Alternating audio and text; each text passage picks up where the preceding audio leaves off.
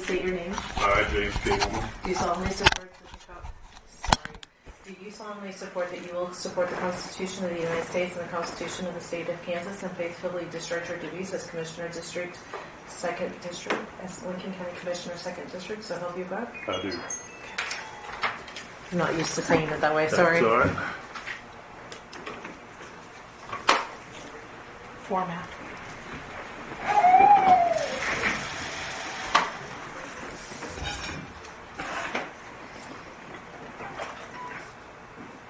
Congratulations, sir. Thank you. You have a Condolences.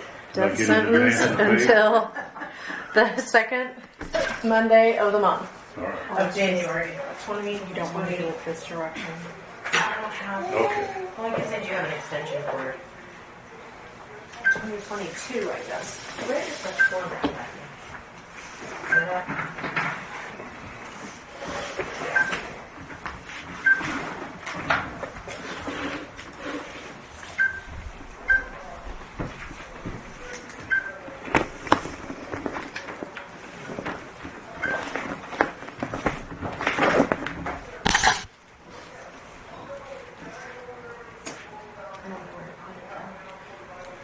I put it like right here.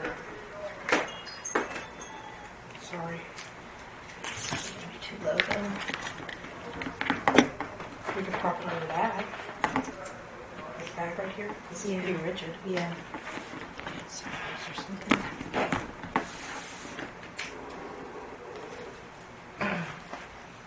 The restaurant. I guess that means I heard your guys' stuff. Hi, Lonnie. Hi, Where's that? She's going to record. Yeah. Well, I'll Is move this- her in a second. Call Valley Insurance, is that a... Do you need that? You have 4, and I'll take it. I'm going to leave it. Where's the new one? Oh, the original. I have no idea. Yeah, they run this one off. I have no idea. Just Call Valley. We'll find it. I'm right here. Call Valley Insurance, that's another health insurance Company, outfit. Okay.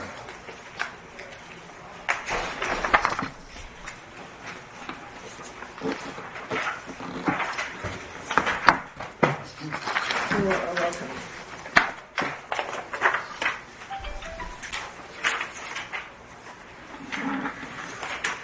Jim, I thought I'd give you a copy of that. That's the Appendix A that they're working on.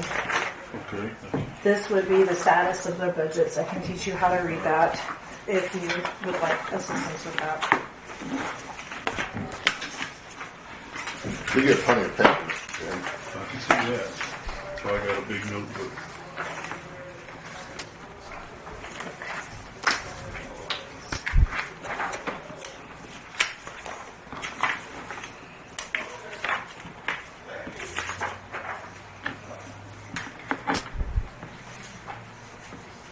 This was my stuff.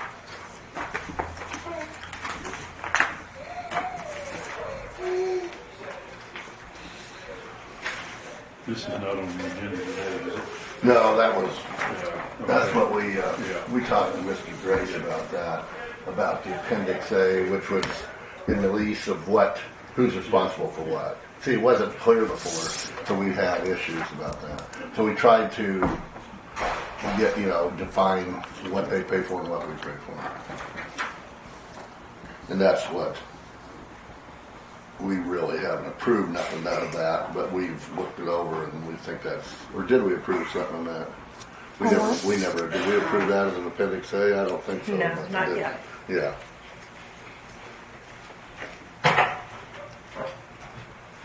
I wrote the meeting and my password on Oh, thank you.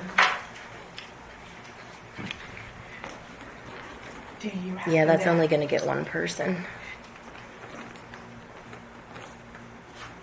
Or two, maybe. Yeah, if you don't mind, Don. I'll just... Do you have a, do you have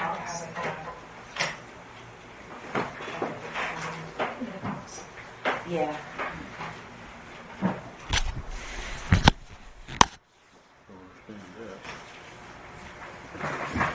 So if he buys all this stuff for under $1,000, we reimburse see.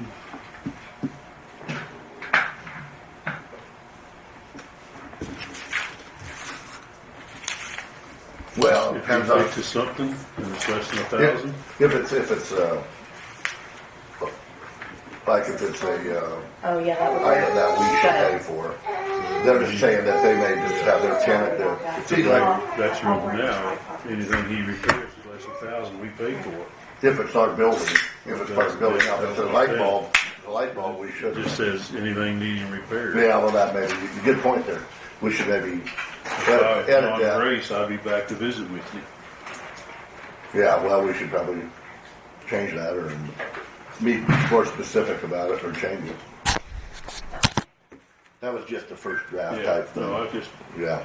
Well, that's good. Yeah, look through that. I will call the meeting to order for July 1st, 2019, Lincoln County Board of County Commissioners. If you'd like to join me in the Pledge of Allegiance. I pledge allegiance to the flag of the United States of America and to the republic for which it stands, one nation, under God, indivisible, with liberty and justice for all. Thank you. Okay. We do not have the bus board on the agenda, but if you would like to begin, because I know you are waiting specifically for that. We ran an ad in the paper for a part-time employee to help Jerry, and the only application we received was from Garrett Cheney. And on June the 4th at 9 a.m., Joe Buttonhuff and myself interviewed Garrett for the position, and we decided to vote to hire him, and he has gone through training in Salina this month of June and has had his physical, and he was wondering why we didn't pay mileage, because we have it in the budget to pay mileage to go to take the physicals, because it's a yearly requirement for KDOT to run these vehicles that they have to go. And prior, we have always paid for employees to go, they paid their mileage to go get physicals. Okay, so we had a few questions. First of all, we didn't know he was hired. So the bus board really needs to ask the commission to hire someone if they're going to put them on the payroll. We went ahead and approved him being paid, I guess, but the thing is, we've never done this before. Deb Zacko took care of it. I've never been to the commissioner. She just presented it to the commissioners. Okay. So that was a stumbling block that we didn't have. Yeah. So then the other thing is all the employees have to get a preliminary, what we call a pre-employment screening, which would be their drug test and their physical capacity test. That is not, we do pay for the test, the county pays for the test, but we've never paid mileage for that. We have it in our budget, though. But he wasn't an employee yet. I think your budget probably says that you'll pay for mileage after they're employed, right? He wasn't hired yet. See, he wasn't hired yet, so he wasn't a county employee, so we don't want to give mileage to people that aren't employees yet. Well, you see, that's where the issue is. But I do think there's one misunderstanding, because I did get a message from them. They're in my district, and the question was why so many physicals. So I'm assuming there was a pre-employment screening physical capacity test, and something separate for the bus. No. The bus drivers aren't required to do the physical capacity testing. But I don't know what happened, but my understanding is when he brought back his physical, he was told to do a DOT physical, but when he went over there, they just did a regular physical, which does not meet DOT standards. Okay. So he had to go back for a DOT physical. And the gal that gives for DOT was not in Ellsworth that day. She was in Lucas. So then he had to go to Ellsworth, and then they sent him to Lucas to finish it. So he went to Ellsworth to get his DOT physical, but they didn't have anyone qualified. So he got a physical anyhow. Yeah, that's what they did to him. Then he went to Lucas to complete the DOT physical. Yes. Okay, and where did you have that in the budget? Because is that something they need to do every year? Is yes, that ma'am. Okay, see, I think that's the question is, are we paying for people before they become employees? Well, for mileage, that was the issue. Yeah. Because he wasn't employed yet. And so if you make an application and you're not employed and then we don't hire you, we're not going to pay you to drive to Salina for that because you're not employed yet. Right. I know. And it's what if kind that of, person fails and then they can't become our employee? Yes. Then we're paying for anyone to try to become an employee. now we do pay for the test, like she Now, said. see, I think Deborah brought this item to the commissioners right away, Okay. and we didn't do that. Well, that's okay. I know you're not used to hiring. That's fine. We understand that. And also, when you want to say hire somebody like Garrett, then you say, okay, well, then you need to have us approve it because we got to set the budget, how much we pay them. Well, I'm also right? still confused. Or do you because do that? Or do they set the budget? They request a budget match, which it comes with a state grant. So what they predict for their budget, there's a split, and I want to say it's 50-50, or not quite. No. We get federal funds, state funds, and county funds. Yeah. But the county match to the grants that you get is approximately 50%. Because we were short 2,000, we went ahead and gave it to you this past year so that you could get the full amount that was promised from your grant. Doesn't matter what it is. It was 22,000, I believe. But I do have a question about the mileage, because $116 in mileage would be like 230 miles. So that confuses me too. They probably went to Ellsworth and back, and they probably went to Lucas and back. What's that? Was that 200? No. Yeah, Wasn't it Oh, well, 116? he also went to meetings. See, he went to that meeting in Salina. He turned that also in. he turned a meeting to Salina. Oh, okay. Was he an employee at the time? Yeah, he was the 20th of June. He went to Salina. You guys Right. had said you hire him, and then he went to a meeting? Yes. Well, then that mileage maybe we should pay for it. Yeah, I think he needs to reapply for the mileage. But only after you guys approved of him being an employee. See, Okay. before, We did that yeah. 4th of June, we hired him. Yeah, well, you hired him then, okay. And I should have, I didn't know it. What? But Deborah always would bring it to Sure. me. But he had to get his testing before you, I mean, He had to pass his testing Right. before you hired him, right? No, we hired him and then sent him to get a test. Oh, really? how can you employ someone if you don't know if they've passed that's a pre-employment screening. But Dawn's saying we do a physical capacity test for all of the employees except for the bus. Is that the only exception? Well, secretarial staff. Okay. It's just Okay. like selected, like safety sensitive positions. Okay. So I'm not sure how you could hire him if he hadn't gotten his KDOT appropriate. You should have probably waited until you approved Deborah it. took care of it, so see, I Yeah, don't know. Deborah, yeah. And that's why you didn't know the procedure to do. And that's okay. It's no big deal. It's just that, yeah, he should have probably took a test for pre-hire. Then once he passes the test, then you say, okay, you passed your test. Now we'll officially hire you.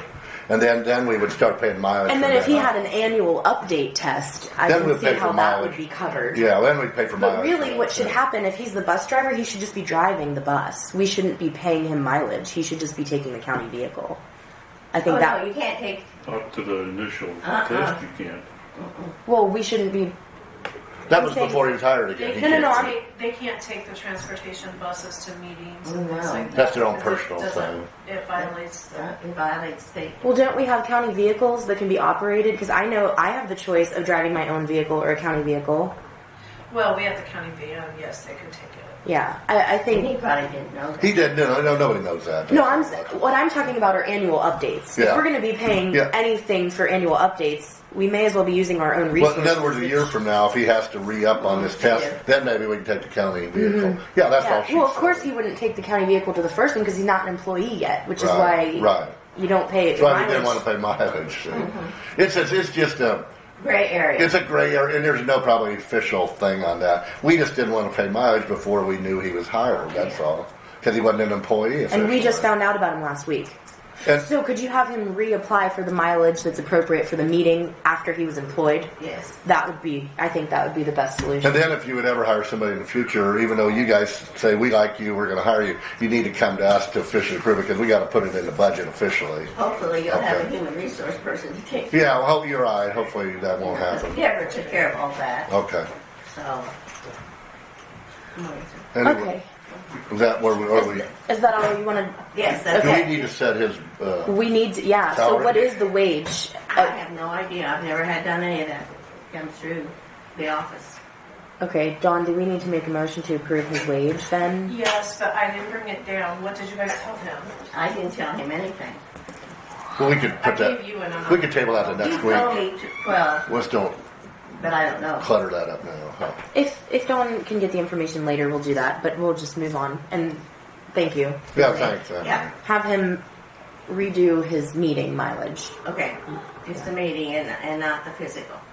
Well, he wasn't an employee yet. Yes. I really do have a problem with paying civilians mileage when they're not our employees. Okay. And Yeah, I think that's a bad until habit. he to start. passed his test, he can't be. We wouldn't employ him, and then. But once he passed his test, then you employed him physically, or we didn't approve of it, but you did. Then after that, if he did mileage, we'd approve of it. Okay. Thank you. That's where the line is. That's where the line is if you're approved employee. Okay. For example, when we do our pre-employment drug screening, they go to the Lincoln County Hospital. But we don't pay them mileage from where they live to the Lincoln County Hospital before they're employed. They just have to go and get the test and provide it as part of their pre-employment screening. Okay. So I think, tell him that if and when he needs to renew it, then the county will cover that. And I'd like to see it done with our own resources. We can use one of our vehicles. Yeah, but they can't use county public transportation vehicles to do any of that. That's fine. Yeah. We got this other vehicle. Yeah, got this other van you can use. Or they could drive themselves and read mileage, probably. Yeah. Yeah, you can. Whatever. It's more expensive for us to pay that, I think. I have no idea. Okay. I've never Well, I seen think it's 51 cents a mile or 52 cents a I mile. see none of the bills, so I don't know. I just come to tell you that we had hired him, Okay. put him in. So it's at $12.05 is what you're paying. That's I think so. okay, and you made sure that that's within your budget to cover any part-time That's hours what at that. Jerry tells me. Jerry Sure. sets up the budget. Well, that brings to the table a different question. We're a little confused. If the bus board is being told what to do by Jerry, who's your employee, then I'm kind of wondering what is the purpose of the bus board. Just to meet with issues, if there's issues, and to hire somebody. And he puts all the figures into the computer, and then we have to approve it, the grant, if this is before we can send it in, like last October. But he's doing everything. He's doing your secretarial work, your treasury work. No one else is keeping records but him. The treasurer, the money all goes to the county clerk. They pay all of our bills. So you guys don't really have an active treasurer or any record keeping, a secretary with their own board records? doesn't, no. No. We just have minutes from each month, the meetings that we hold. And what do you decide at the meetings? Well, today he reported on how many new riders we have, and he gives us the printout from last month, and we go over that, how many miles it drove, and how many stops, and all that. So at the meetings, Jerry brings you a report. Yeah, he brings that to us, Okay. and then we talk about, there's going to be a holiday this week, and we will have service that day, the 4th, and he's got another July 23rd, OCCK meets, and we have a meeting for our district down there. Okay. We reported that, what time it will be. He can attend by phone, or we can go to the OCCK meeting building. So I think this brings into question, have we asked the bus board to do an evaluation for him? No, we need to. Okay. I guess there's a little bit of confusion. We need to decide what we're going to do, because if you are the direct supervisors of this employee who is actually a county employee on county payroll, I'm not sure how that works, because we need to have an evaluation done, and then who would be approving his time clock? He needs to be on the time clock and utilizing the system, and then someone would be in the authority, have the authority to approve his deviations from a regular week's schedule. See, we talked about the time clock this morning, because if he hauls someone to Salina and is in Salina all day, he can't clock out for lunch and clock back in because he's in Salina. Well, he could if he had the app on his phone. So, I don't know what he said. But he doesn't know when those people will need a ride, see, so he can't actually clock out. He can fill out one of those slips. Yeah. So, But that's where my issue is. Who's going to be approving all of those slips? Because if his direct supervisory position is the board that only meets once a month, that's not going to be adequate to fill out all the appropriate paperwork. We probably should, Yeah, I think the commission should. because they don't have that much authority. And I think he should really be reporting to the commission too. he does a reporter, doesn't he? Right. But I guess just since you don't have your own budget to meet as a board, really what you're telling me is he's performing all the functions of the board.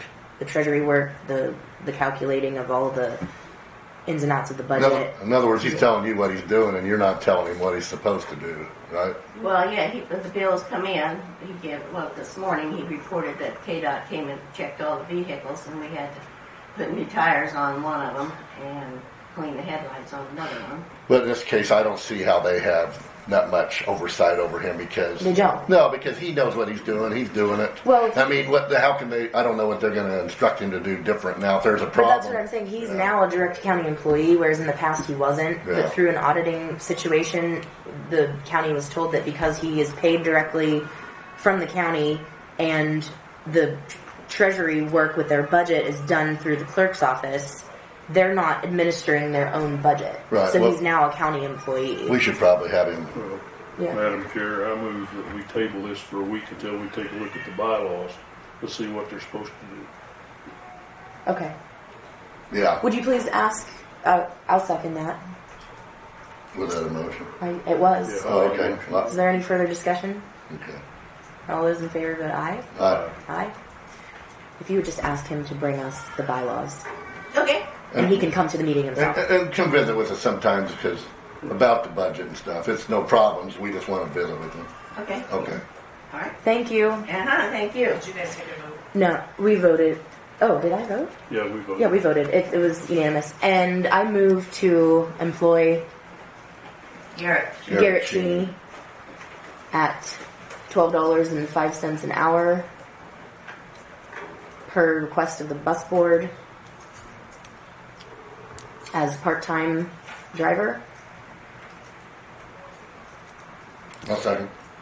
It's been moved and seconded to approve the employment done by the bus board for this part-time position. Is there any further discussion? If not, those in favor vote aye. Aye. Motion carries. Randy seconded, right? Yes. Yeah. Sorry. Yes. And Anne Marie, You you gotta may, get used to voices.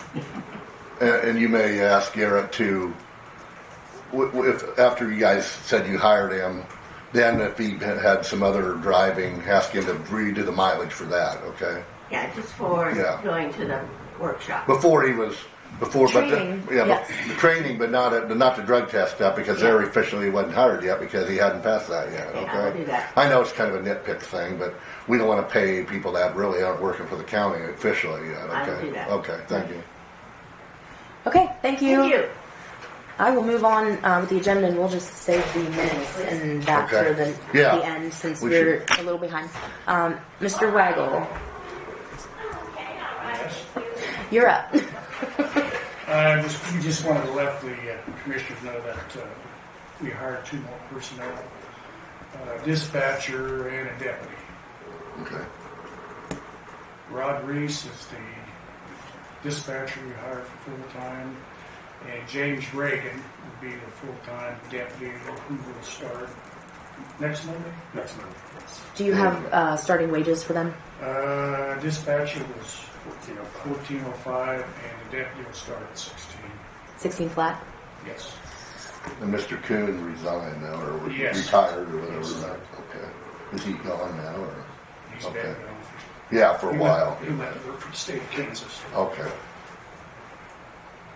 These guys have been training already. No, James left here at the academy. In September. That's where they're thinking of September. We won't be able to get into this coming September. Have they already completed their pre-employment screenings? Yes. Okay, so I would entertain a motion to employ the 2 new employees through the sheriff's department. Well, I guess one's communications, huh? Separate budget, so we should do them separately. Right. I move. Sorry. to employ Mr. Rod Reese in the communications department at a starting wage of $14.05. I'll second. It's been moved and seconded for this dispatch position. Is there any further discussion? If not, those in favor vote aye. Aye. Motion carries. I would entertain a motion to employ the deputy selected by the Sheriff's Department at $16 an hour. I'll move that. I'll second that. James Reagan at $16 an hour has been moved and seconded. Is there any further discussion? If not, those in favor vote aye. Aye. Motion carries. And evaluations. You have them already? Oh, They are not completed on the proper form. okay. They weren't either given Thank or you. lost. If you want us to change the form, we can go ahead and do that. Basically, it's a pretty complete evaluation. Okay. I will save these because we need to do that in executive session. Would you like to schedule to join us so that we could go over them together? Either one of you, both of you. We would probably do a 30-minute to 45-minute executive session at some point in the next That'll be week or two. Okay. We'll put that on the agenda.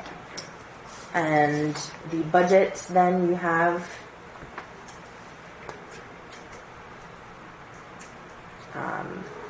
for law enforcement, everything is the same, but the increase in wages is for $16,000, is what I see. And your expected reimbursements are the same. Is that through your contracts with the Yes, we cities? raised, last year we raised it. The city of Lincoln was raised. I think it was at 10,000. And the communications department is just an increase in wages and not any other budget line item? Yes. 9,000.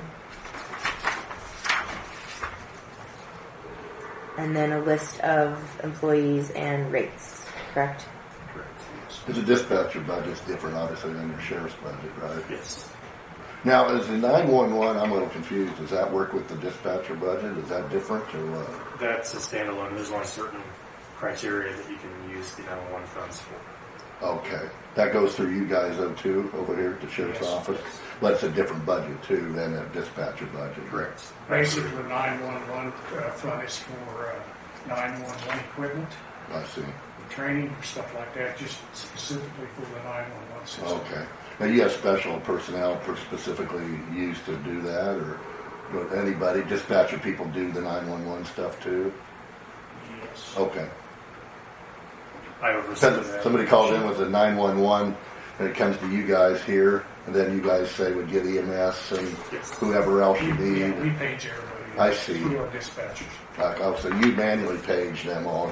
You don't. There ain't no electronic signal go to everyone automatically type of a thing. No, it's Okay. location based. Okay. Thanks. So I never knew how that worked. Yeah. I had a question. It was brought to my attention that someone had said that the Kansas state average pay for a deputy is around $19 an hour. Is that something you know to be true? I don't. It all depends what area you're from. Right. I mean, an average could be outweighed by Johnson County, obviously. I checked with the surrounding counties, and that's pretty well within their range. However, we're kind of unique compared to the other surrounding counties. Every other surrounding county has a PD, and the police department takes care of most of the calls and dealing with the public because they're concentrated in the cities. Lincoln County is It's that all way. sheriff. We have to deal with Lincoln, Sylvan, Beverly, and the whole surrounding county. Right. So actually, our calls, we probably have more calls and deal with more on a county-wide basis than most of the other counties. I see. Now you contract still with the city though for kind of a local city Yes. police sheriff City. combination. City. Yeah. Yeah. Yes, And Sylvan too. yes.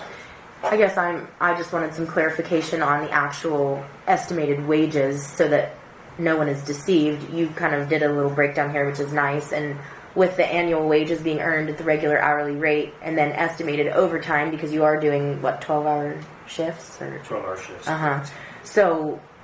So we're ranging from, with your law enforcement deputies, we're ranging from $42,000 to $48,000 is what I'm seeing as an annual gross income. I'm just wondering if that's, comparable. I mean, Well, the it's a living overtime- wage for sure. Right. With and the years of experience as well is something to look at. Mm-hmm.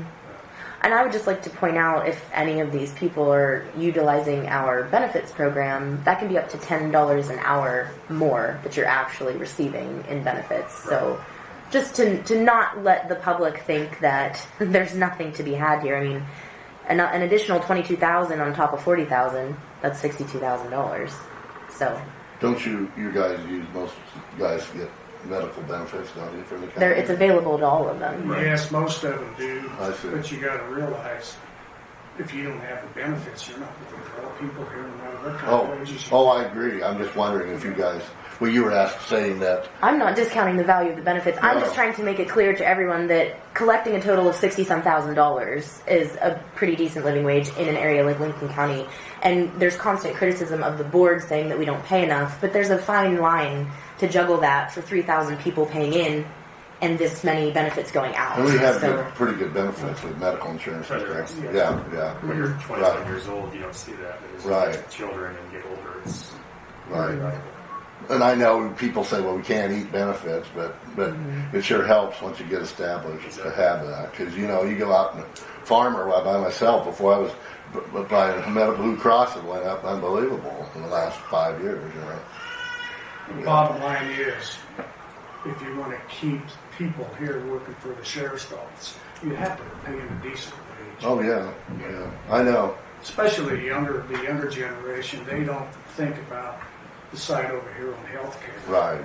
They just look at that bottom line. How much- Am I going to start out with What their wages? check is each Yes. week. Yeah, right. I know you're right, the money. Ellsworth Correctional, which 30 miles away, they're starting new hires out at 1831, I believe. And we've lost some applicants for our jail position over there. Do you have any idea what their benefits package looks like? It's the state of Kansas, so I'm assuming it's similar to ours. Except the employer doesn't have to cover but a percentage of it, so that would be, well, I'm sure they have to cover the percentage that we do for the individual, but not necessarily for the family, so that would be interesting to know. Okay, well, I think we need to plug this in when we do our budgeting, and is there a day that you would prefer to be here for the evaluations? Do we, You just tell us to Just time. let us know when you want to see her. We'll be here. let's go ahead and do that next week, unless it's full, Dawn. Do you have it? Okay, please schedule them for 45 minutes. Could you? That's fine.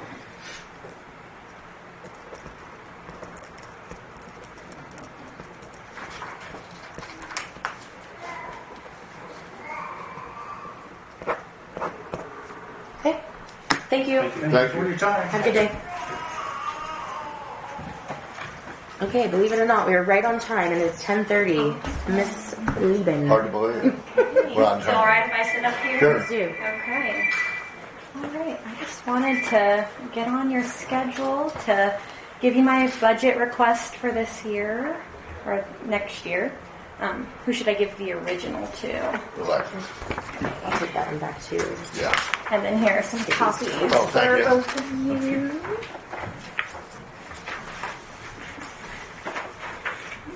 Alright, so I guess as you're looking it over, just kind of a brief sit-down.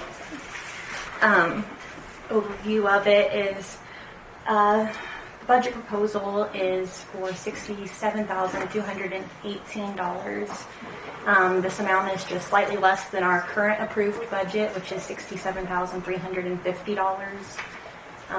Although the total amount has remained around the same, certain lines have changed, or there have been some lines added based on anticipated expenses for the upcoming year. So I don't know how much you want me to. Dawn, is district court going to move the phone? Is that phone changeover going to happen there too? So have you, or is the decrease? Have you compensated for the purchase of the new phones or anything like that? Because I just told them if everybody that asked to just leave the phone budget in where it was at Okay, last so there's year 500. for now, until we knew for sure what we were doing. Okay. Right. What's the GAL stand for? Juveniles? GAL? That is a guardian ad litem. Oh, That's an attorney. that attorney represents juveniles in court. Okay.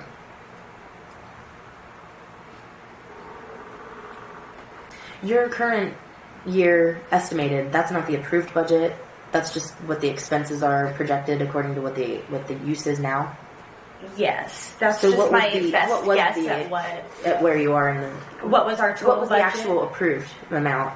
for the total. 19. Okay, $67,350. Okay. I believe. Okay, so that the approved was 67,350, but you're estimating based on current expenses halfway through the year that you may be down to 64,726. Yes. Okay. And that's So you're a little under mostly 50. because our legal defense and our juveniles, the attorney's fees and those are still pretty low at this Okay. point, but I don't know where it's going to go for the unpredictable next at the end 6 of the months. year. Yeah, I see what you're saying. Yeah. Okay. I And tried. on your capital outlay, your office equipment goes down quite a bit. Why is that? Because you have most of the They already purchased capital. computers this year. You got everything you need, hardware-wise or whatever. Hopefully, so you won't need to spend much more money. Yes, Or- I'm hoping to be able to do that all this year. We had Okay. budgeted, and we have recently figured out that Windows 7 is no longer going to be supported or something like that, and so we're going to have to purchase some more computers. I'm hoping to be able to do that all in this year's budget. Okay. Now, do you have special software like you connected to other courts in the district? We do have Stuff like that, a special software some plan special. for somewhat, so you guys can coordinate with I see Judge Cudney and all that, right? Yeah. Okay. We have a case management system, full court right now, and the state's currently rolling out a new state management system. I see. Now, do they pay for that, apply to that, or is that part of our budget too? You don't know, maybe. I don't think... Well, you don't have to know. I'm not, it's in the very early stages, Sure. so I haven't really been told too much Yeah. on it. I think the first track is rolling out. I think they just went live last week, and that was two districts in I was the wondering if the state. state budget's part of that through their court districts, Mm-hmm. or if that's more of the county funded too, or how that works. Yeah. It's no big deal. You don't have to know. I'm just Okay. thinking out loud here. You wanted to know which part is county funded? Yeah. The And versus, does the state courts pay for part of this? the state is paying the wages, so they're Uh-huh. actually state employees, not county employees. But the Okay. county is facilitating the office The space. facility and office. Right, so the supplies Computers that and go into the software. office, the technology that goes into the office, the That's- space itself, the rent, if you will, utilities or whatever are covered. Okay. But Also, we earlier were talking when Judge Cudney was here about security. Were you guys Yes. worried about adding more security to your offices up there, or because you're they were right? going to look at a live streaming video of like at least going down the steps and in the hallway there. Have you guys discussed that any further? We haven't really Okay. discussed. I haven't seen with the county that attorney report or anything. We Okay. talked to Back yet, with so. Jennifer, county attorney, about possibly having some cameras and screens up there so they could monitor the hallways or people coming up the stairs, which should be not too expensive, I don't think, and that would be handy. You could kind of see who's coming and going. a Right. little bit. I wouldn't think it would, especially in the hallway in the courtroom, which is where Yeah. I would Right. like to have some kind of a monitor and Right. just be connecting to the already existing. Right, especially because you cameras never that are know, there. especially during court dates and stuff. That Well, people- in a non-active time, especially because we already pay for a deputy to be present when there's an active During a court case, yeah, situation. But on days when it's just you guys in the offices, I mean, that would be something you could at least rely on. Right. It might give you a There's little more not- sense of security. Yeah. Yeah. Yeah. Well, Absolutely. maybe we'll think about that in the future. Okay. I think the county attorney was working on that, so I'm not Okay. sure where the budget would come from, except maybe county general, I suppose. Well, if they just want a Right. TV screen and cameras, it probably shouldn't be too expensive. Yeah. I don't know. When we start talking that stuff. Just the installation of the live feed wires If you and don't have any power, if you have limestone walls, it's gonna take a lot. Yeah. And in our camera system, you can see who the people are to begin with. Oh, yeah. And you know, You mean the you current can see an system? object, yeah. Okay. You can see a person if you know who they are, then you can identify them. Well, we do. They It do doesn't have. have They do have Wi-Fi camera systems where then you could have it on during the day when you're live on your Wi-Fi, and then the camera itself, if it was positioned properly, should probably get through the doorways to the receiver. I don't know. Yeah, I don't know either. It was something they talked about before when she was here, but Judge Cudney about security, and obviously you don't want some bad guys to come in here and do bad things, but I think we need the county attorney and the judge to tell us what they want before we get too involved Yeah. in what we're going to give them. well, I agree. They talked about Tell that. us what we want, and we'll tell you where you can have it. Well, we had a meeting here a few months ago when Judge Cudney came and had that security guy from FEMA or Homeland Yeah, Security. and we talked about everything: an Yeah. armed guard at the door, Yeah. a metal detector system, Security doors where you'd almost have to Yeah. have a key card to get in the place. That Yeah. type of stuff. I think a lot of that is maybe.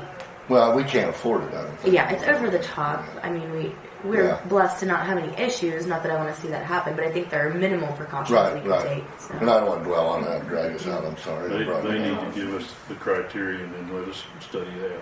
Well, that's what I'm saying. You missed the conversation We where did there was have a that whole before, gamut. yeah. Everything from Yeah. the most expensive, having an armed person Right. checking people in with a metal detector, and everybody has to put their bag on the conveyor belt through to even get in the courthouse. Yeah, I like That's the top line. Metal down detector. to just the camera security system, which we kind of said may be a good temporary fix for the current situation. They haven't come in with, these are our needs, this is our minimum requirement. Well, yes, of course, they want the whole shebang. Well, they kind of let it up to us to That basically. report that they finish is supposed to provide that, to Yeah. give an idea, but It's their recommendations from Homeland Security, but Well, and our job is to put dollars and cut it to where you can, You can't buy everything you want.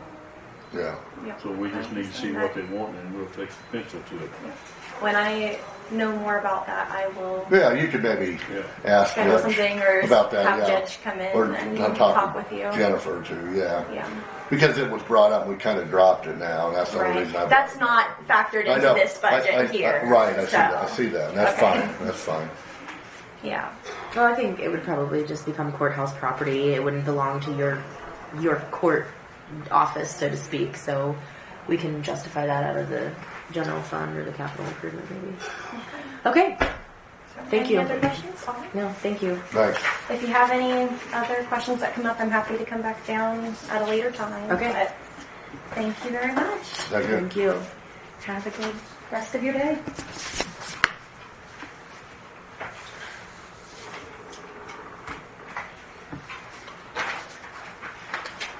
Has the sheriff ever, or the county attorney in conjunction, ever put together a total security requirements for the schools and everything else?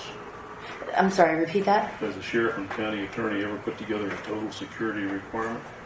We probably ought to have, Not that I'm aware of. they probably ought to put something together. I think- all this stuff. I think for the schools, I think the school board has worked with the sheriff and maybe county attorney because they do have, those locks out there. You got to push a button to get in at the high school and a grade school, and so somebody's worked on that in the past. Now, I don't know if the sheriff and county attorney have done that with school board or what. Since we had them school shootings, all over, I think maybe there might have been some grant money to pay for some of that too. We ought to have an integrated, comprehensive plan rather than 3 or 4 separate ones. We could ask the county attorney that or the sheriff sometime. While we're waiting on Ladonna, I'm going to, unless there's an opposition, approve this invoice. We wondered what this is from Lincoln Building Supply, and it's a light bulb socket holder. So Okay. that's something we could Yeah. put in. Yeah, it's it's part a of the piece of building, our, so right, that's of our okay. infrastructure.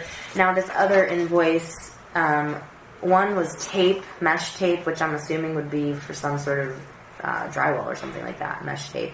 The other one was a saw, so I wrote about billing separately, but is this Hannah's writing on here? In the red? On the bills? On the invoices? Is that your writing? that's Hannah's right there. Okay. So I was not in favor of approving purchasing of tools because we're not going to maintain an inventory of tools we haven't thus far up there at the nursing home. So is there any further discussion on this one? I think we just reject it. Yep. Okay. Okay. And I believe we're ready for you. Believe it or not. And Steve Schneider called and said he would want to see that.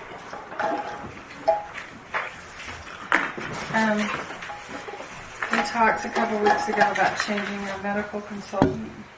I did send the contract to Dr. Marcelino, and he signed it and sent everything back. And he is coming Friday to sign all my standing orders and things like that. So I just need... Before, I have always signed a contract by myself, but I would rather that the board signs it this time.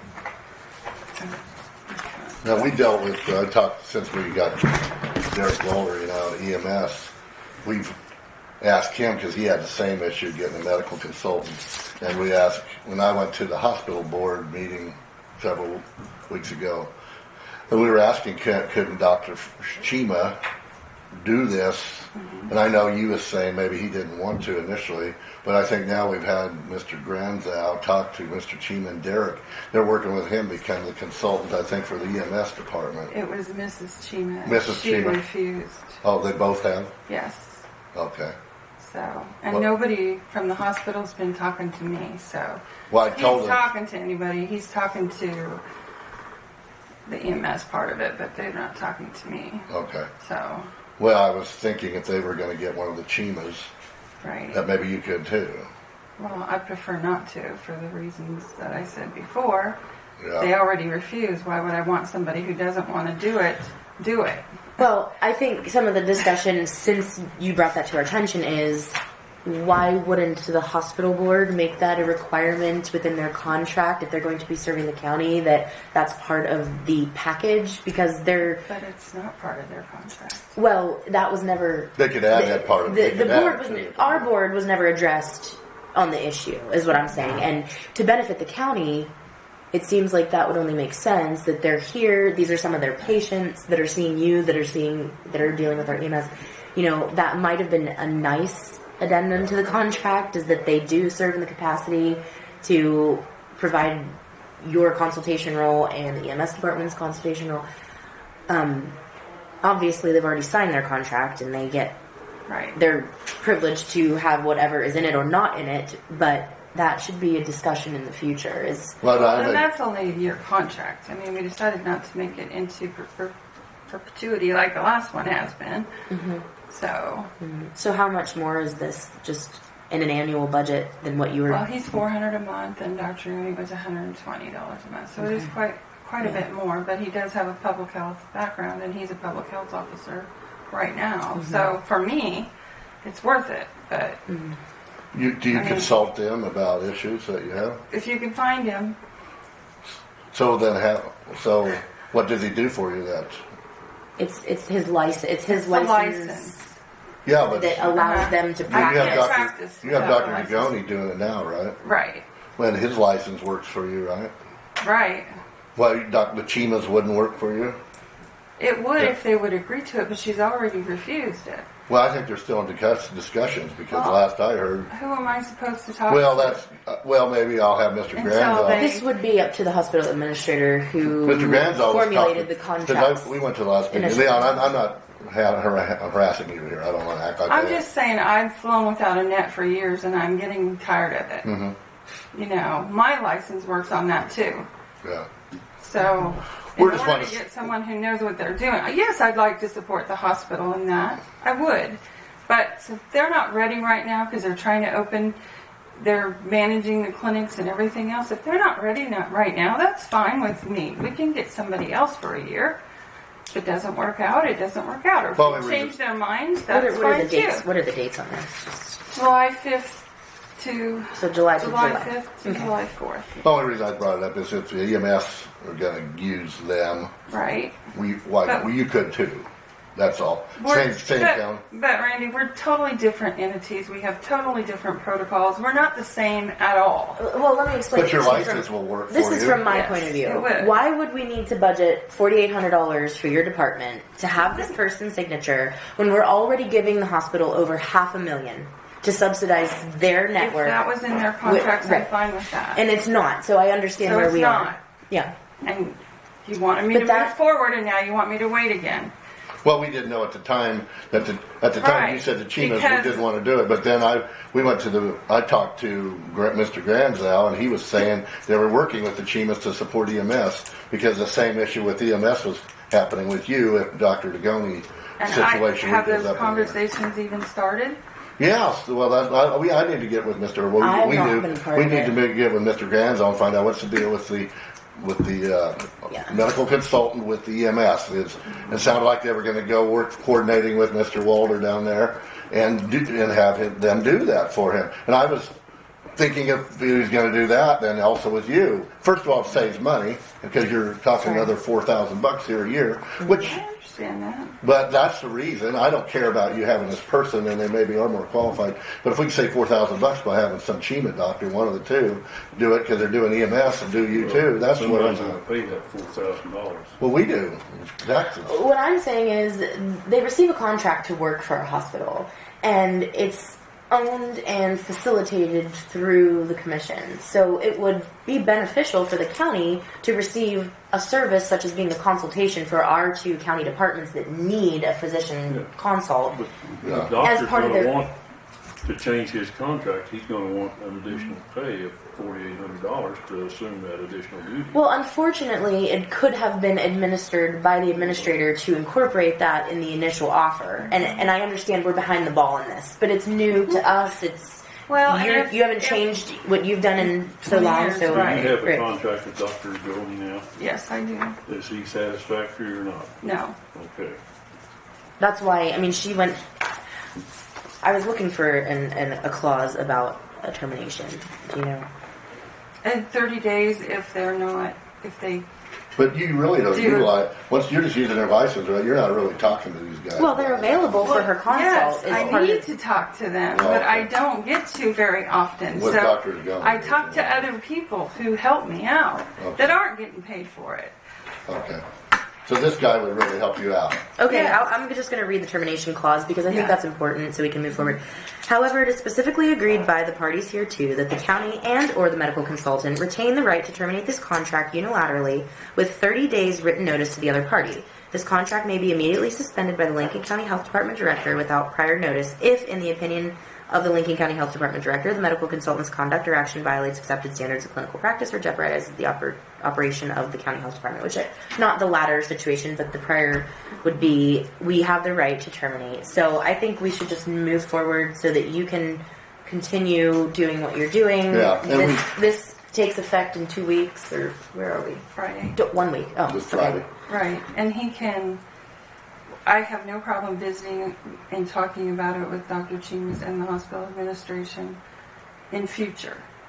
But Not right now. they're Yeah. not ready right now. Yeah, let's And move what do forward. I do? Just keep hanging on? No, let's move forward with this. We know that we have the right for termination. If you're completely satisfied and you find it worth being part of your budget for this year, we can revisit it at the end of the year. Yeah. And And if we're- before then that Mr. and Mrs. Chima decide that they would like to aid us as part of their contract with the hospital, then we can always terminate. Because, So, in my opinion, yes, it would be nice if it was part of their hospital contract, but they're risking their license on my employees who do not work directly with them. Do you understand that?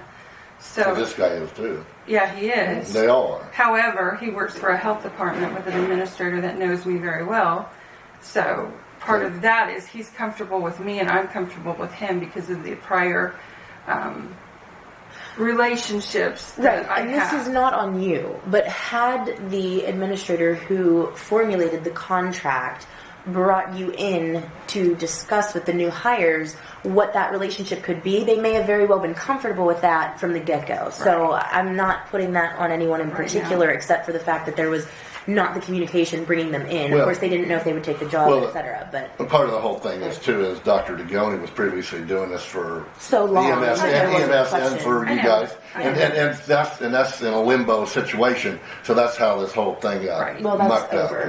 there. You know. There's no longer employment there, so I think that we need to He's move still- forward. He's still employed. He's just Dr. Degoni's just I don't know. he's on leave. I heard Yeah. personal leave. He still has a Wasn't- contract I don't know. until such time as. He's getting paid. Yeah. Four, But that was in his contract that upon termination there would still be. But he hasn't been terminated. That's what I'm No, he saying. hasn't. No, Not he's to my on a knowledge. personal leave, not on a termination. And that is a letter to Dr. Dragoni, basically just says, we even though he's getting paid for the next 30 days, we don't need him off after the 5th, which is when I didn't want to overlap him, but I don't have any Enclosed choice. is your entire payment for the month, but you're saying that now you'll be signing a new contract. And that's your so. 30-day notice. Yes. Which is, that's your legal. You're good there. Yes. So this And is the old for contract was signed by me. That's why I made it on my letterhead instead of. But I would like That's you fine. guys to sign it. Right. I would entertain a motion to sign the contract termination for the chairperson. It's just listed as the chair to sign it. I'll sign it. I'd entertain a motion. I don't want to be the motion because I'm This just is the motion to accept that letter that she has prepared to terminate Dr. Dragoni's contract within 30 days. with her health department. I understand. Yes. Mm-hmm. Correct. You're correct. I will make that motion. Okay. I'll sign it. She needs a motion worded. I technically need somebody to say what the motion is I move because that we approve this letter that she has prepared to Dr. Degoni, terminating his contract with a 30-day notice in accordance with his contract.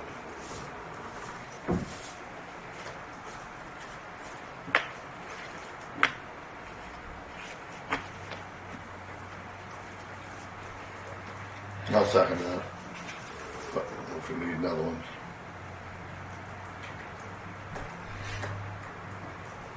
It has been moved and seconded to approve the termination letter for the contract with the medical consultant. Are there any questions or further discussion? If not, those in favor vote aye. Aye.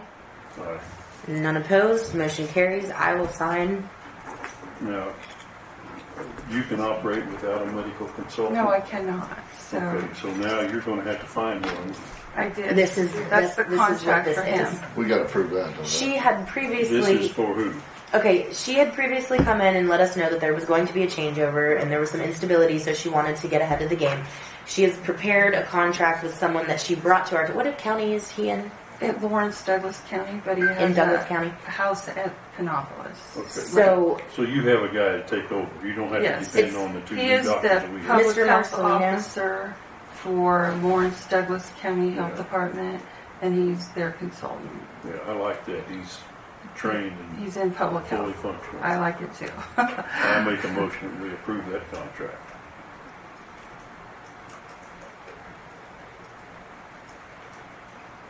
Or do we need to state it out again? I think we need a. Okay, so formal motion with the person's name. Yeah. yes. Yeah.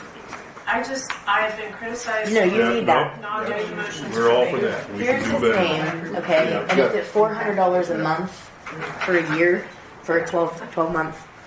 I move we approve the contract presented to us for Dr. Thomas R. Michel at the rate of whatever it is, at the rate of $400 a month to be the medical consultant for Lincoln County Lincoln Health. County Health Department.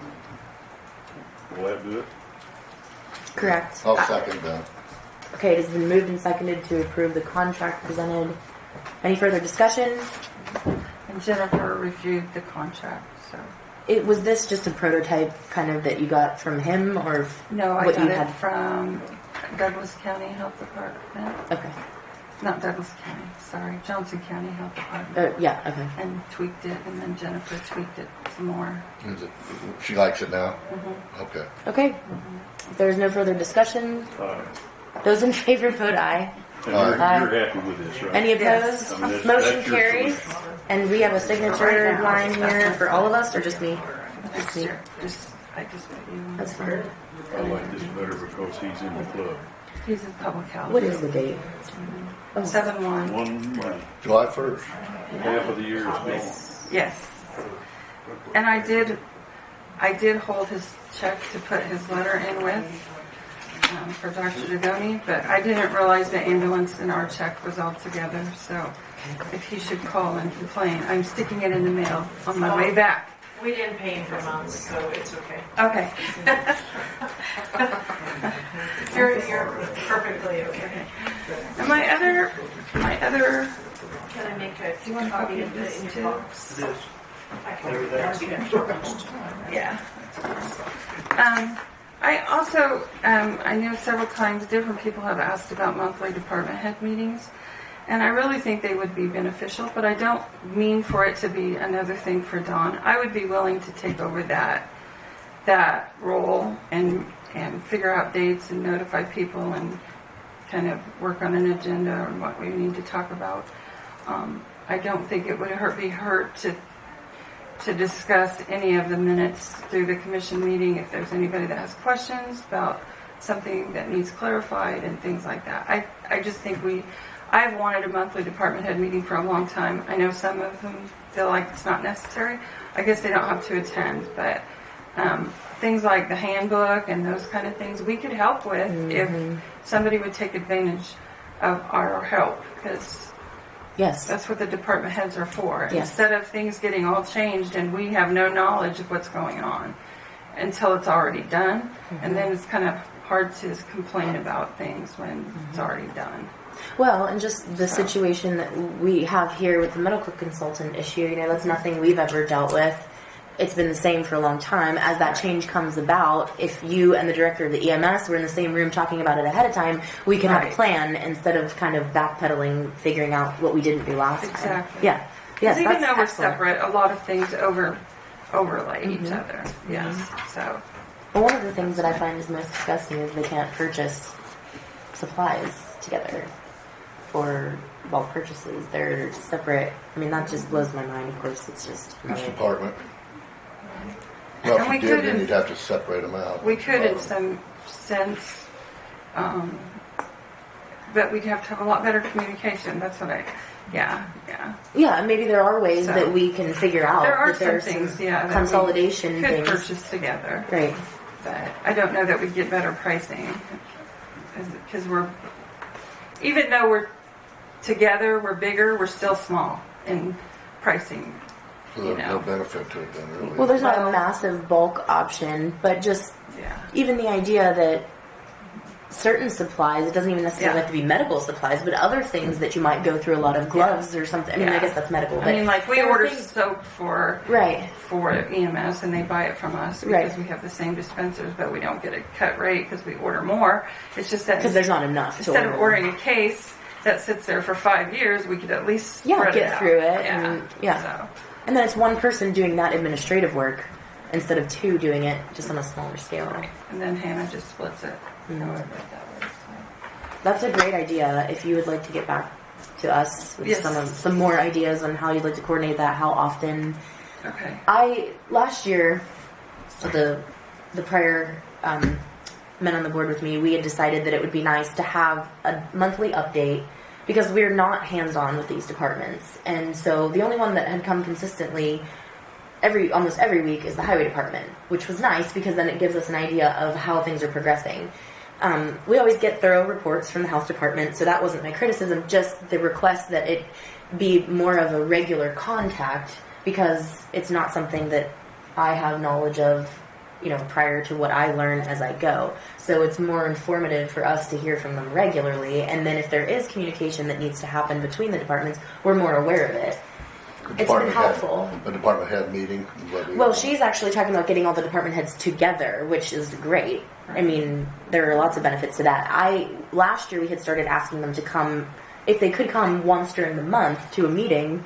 It's just beneficial for us to keep up to date on how the changes are rolling out, which really is going to make a huge difference in the MS department because that had been very minimal communication for a long time. Yeah. So, Okay, well, I will. thank you. Thanks. Thank you. Have a good day. You too. And we are still on time. So, Highway Department, Good morning, everyone. hello. Morning. Welcome, sir. You haven't got that brief yet. Which one? I noticed it's not on the map up here, the one there by Carl Gableman's place. It's not a bridge. It's considered a culvert. You got to have a 20-foot clear span width for it to be considered a bridge. Otherwise, it's a culvert. You're probably gonna have a bridge before you get done there. Actually, the engineers figured out a 10-foot diameter pipe will more than handle that. So we got started on working on some plans and. Yeah, I didn't mean to interrupt. No, that's fine. You know, it's free to discuss that. I mean, it's something that's on our radar, and we're working on to get a solution and get it done.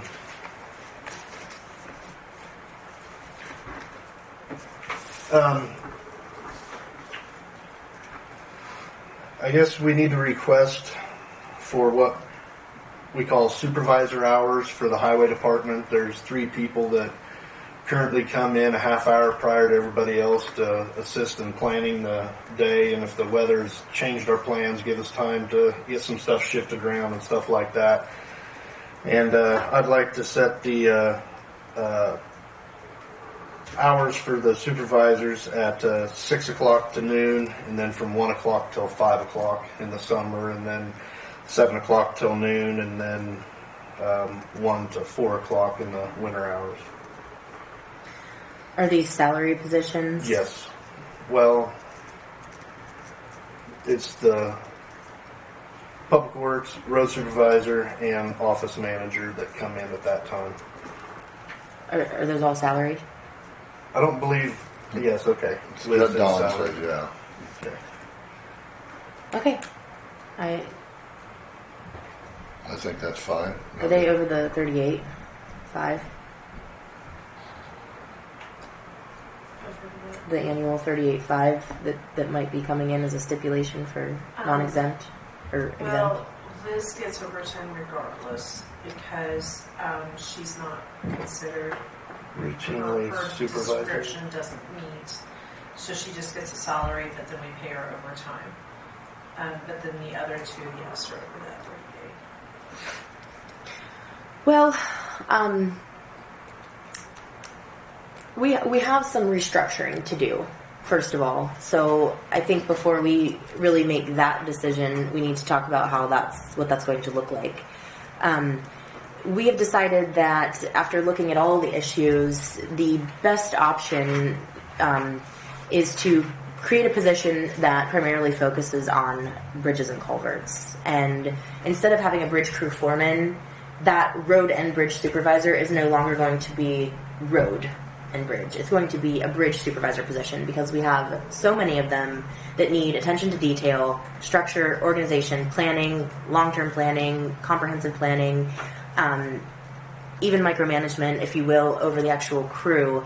That position needs to become a key point of contact where it is no longer going to be a shared supervisory role. In the past, we always had Bob and yourself at the table, and there seemed to be a lot of confusion about where the direction comes from, who makes the decisions, who is the supervisor of the other. You know, we have come to the decision that there needs to be one department head and one department head only. And the person that will be directly under that department head will be supervisory of the bridges and the entire system that has to do with planning, laying out, and facilitating and following through with bridge repair. It's become such a necessity and a point of contention with so many bridges and situations that we've had that someone needs to really be focusing on that. To ask one person to oversee all of the happenings on the roads as well as all the happenings with the bridges is just too much for one person. So the director of the department needs to be someone who will have direct supervisory action over, say, your blade operators, those 10 routes, everything that happens on those 10 routes, with the exception of the managing of the individual bridge projects, which needs to be on the bridge crew and the bridge supervisor. That way, the person who is making the decisions at the top doesn't have to follow through with all of the bridge details. That needs to be done by someone who can do their own paperwork, make their own contacts, and facilitate their own crew. The sharing that's been happening with the top position in this department is really not efficient. So we have now advertised for Director of Highway Department.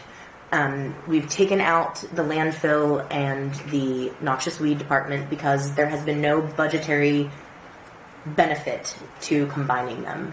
In fact, I think the highway department is missing out on some funding that should be provided to them by those departments for doing their maintenance, if they want it that way. And this allows the department heads of those two departments, if they wish to perform their own maintenance, they can save money in their own budget. And it gives them incentive to be more self-sufficient. I think those departments relying on the highway department has really drained you of resources and time. I mean, I've heard consistently for 2.5 years that you don't have enough help and you don't have enough time. So we're going to change that with a new direction. The director of the highway department is going to be required to put in a minimum of 50 hours on a salary, is going to be required to be able to operate all the equipment, train on all the equipment, have a degree, preferably an engineering background. We need to cut down on some of our time and resources that we're relying on outside help. We really need someone who can be boots on the ground, so to speak, with the proper and appropriate experience. So that being said, with this restructure, we won't have this road supervisor position. The highway department director is going to be directly supervising anyone who's working on the roads, operating the equipment, etc. The bridge issue is going to be separate now. It really needs to be a focal point. The person who's dealing with the bridges, planning the bridges, calculating on-site and everything does not need to worry about who needs gravel on Union Drive. That is too much to ask of anyone.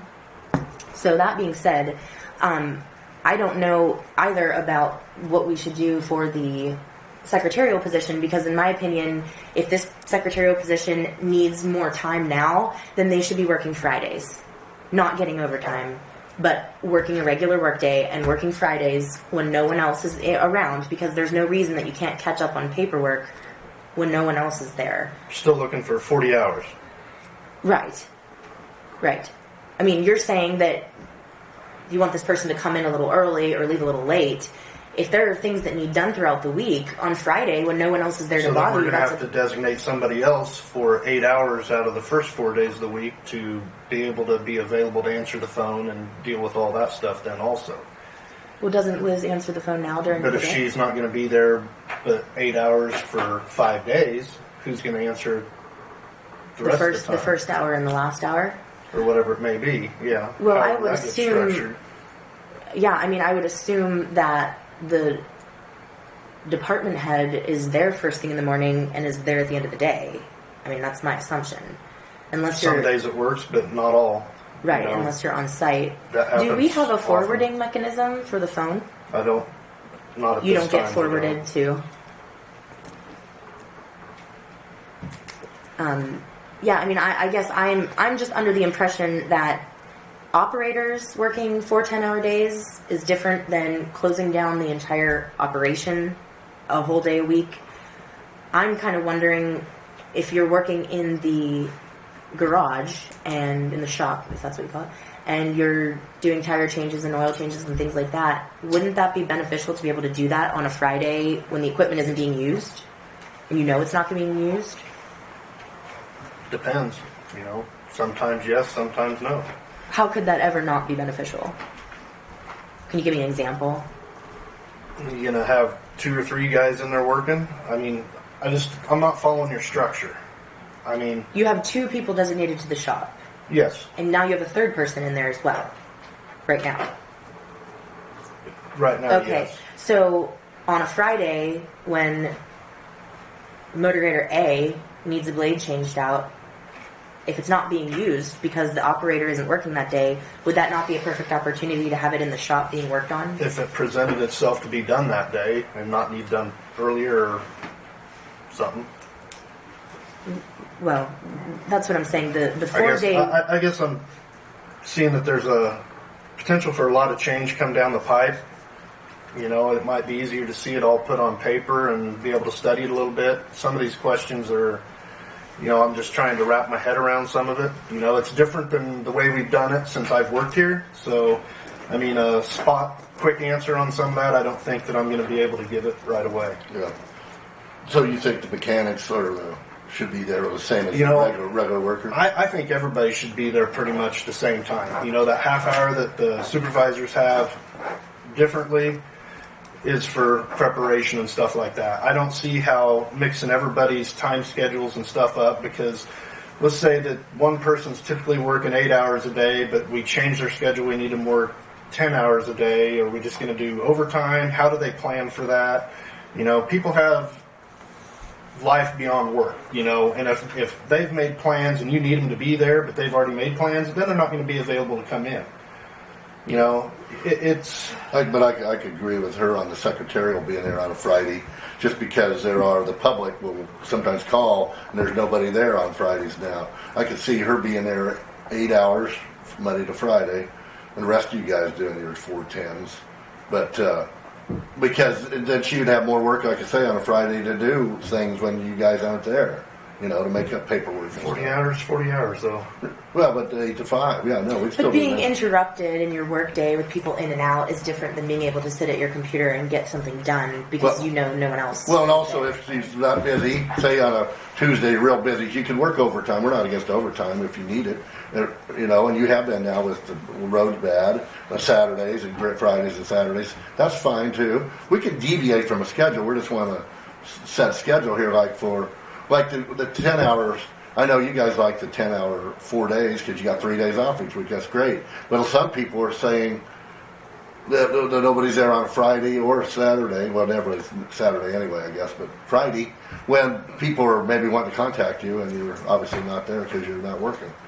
Especially when we talked about this before, when the roads was bad here and you need to be out there working. Like, you know, we said when it rains on a Tuesday or a Wednesday, Yeah. and you can't work, and then Friday and Saturday. The weather's been an exceptional issue this Yeah, year. I It's know. not something that's been typical I know. in the number of years we've been doing this schedule. And Yeah. I do not see that it's that bad of a deal in the way we're scheduled. Yes. I'm going to do some reviewing here. Yes, please. We're going to have somebody in charge of all the county maintenance, right? And underneath that person, we're going to have a bridge person. No, director, this is going to be like the county director of That's right. the highway department, which right, would be but over you're- everything. All right, but you're Over going to the bridge crew and the... two branches, Yeah. a bridge and a highway, right? Yeah, All right. right. Now, this guy up here's got all kinds of stuff. Director. Yeah, all right. We've advertised for the bridge guy. No. Yeah, for the director. We're We're advertising. advertised for the director. Yeah. And we're going to find the bridge guy and the highway. Hopefully they're already... We're not going to have another highway supervisor. Yeah, right. This guy's going to be over that. You're not going to have two people? So it's going to be a straight up and down stem, and it's not going to branch. No. All right, now let me ask you another question. There's what it is. Yeah, well, organizationally, bridge crew needs a bulldozer. They don't have bulldozers, or they need 5 bulldozers, and they're all over in the highway department. Who's going to allocate assets? Okay. So the director would be directly responsible for all of the people who have their own route. Each one of those people has a 100-mile I route. understand that, yeah. Okay. But the bridge guys are out here building a bridge, and they need 5 bulldozers today, and they don't have bulldozers on the bridge crew. That's all part of the highway department. And it's Who can tell the highway department to send those 5 bulldozers over, or to integrate it into their work schedule? So your bridge supervisor and your highway director should be in constant contact, and they should know what job is next. But who can tell it? Who can make that? The bridge supervisor or the director of the highway department. Your motor grader That's what we're operators doing now. Anyway. and your truck drivers Right, I are understand not that. facilitating the logistics of the equipment. So The way it's been done in the you're past. breaking out bridges and graders. Mm-hmm. It's more than that, though. That's Because you got a what 10 person I'm round, saying. and then you got 6 truck drivers that person's going to be responsible for. You're going to have a dozer operator and loader I operator. agreed all that. So that's 22 individuals as long still as- underneath one person's supervision. All right. That's too many. But now there's supposed to be No, but another How person. is it now? You're over everybody now. It's too many. All right.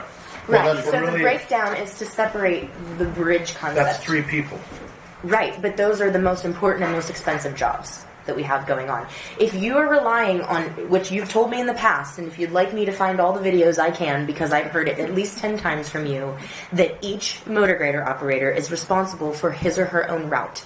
Now, if that is true, then they need to be able to help coordinate the logistics of the material and the operators for the other equipment. And that is not happening. You They are understand not this even getting structure? work orders, ever. Do you understand this structure that she's laid it out? You're going to have a separate bridge crew that you don't have now. Understand, yes. All right. Well, I you make kind of a- do now. I You make got a a bridge motion, lead guy Madam now. Chair, Right. that we present him with what our structure we think should be, and make him come back in here in about 2 weeks. I don't think you do it quick enough, with a full organization of how you want this, the structure, who's going to do what, and where they're going to do it. Can you do that? Anyway, that's my motion. Yeah. He's the guy that's got to live with it. So I want to see what his total input is on how he wants to organize it, knowing that what we want is a bridge and a highway department. Is that a motion? I made that motion. Okay, I'll wait for a second. Well, I'm not exactly sure what the motion is. I want him to prepare an organizational chart in consonance with our With our- desires. With our draft of what we want. So motion I want dies. him Motion to- dies. Let's make sure that you word it so that John can type it as it is heard. Yeah, specifically. I have presented, I make a motion. We have presented this to the road supervisor, Michael, with our desires on what the structure of his department should be. I want him to develop a complete and total plan on how he could execute that, including manning, personnel, equipment, and everything else. And I'd like that within 14 days, middle of the month. Can you do that? I will certainly That's my try. motion. I'll second. Okay, it has been moved and seconded for Mr. O'Hare to bring back a comprehensive plan of structure within his department based on Our wishes. our design. Dawn, where are you stuck? Move to present this. What is this? An organizational chart. Okay. Maybe edit your. The reorganization chart, primarily, where we have a director of highway department at the top and a bridge supervisor underneath that director, and then the rest of the highway department directly under the director of the.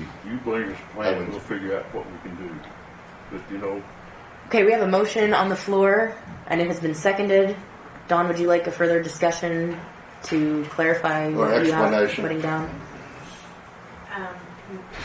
No, I'll just play back the video. Okay.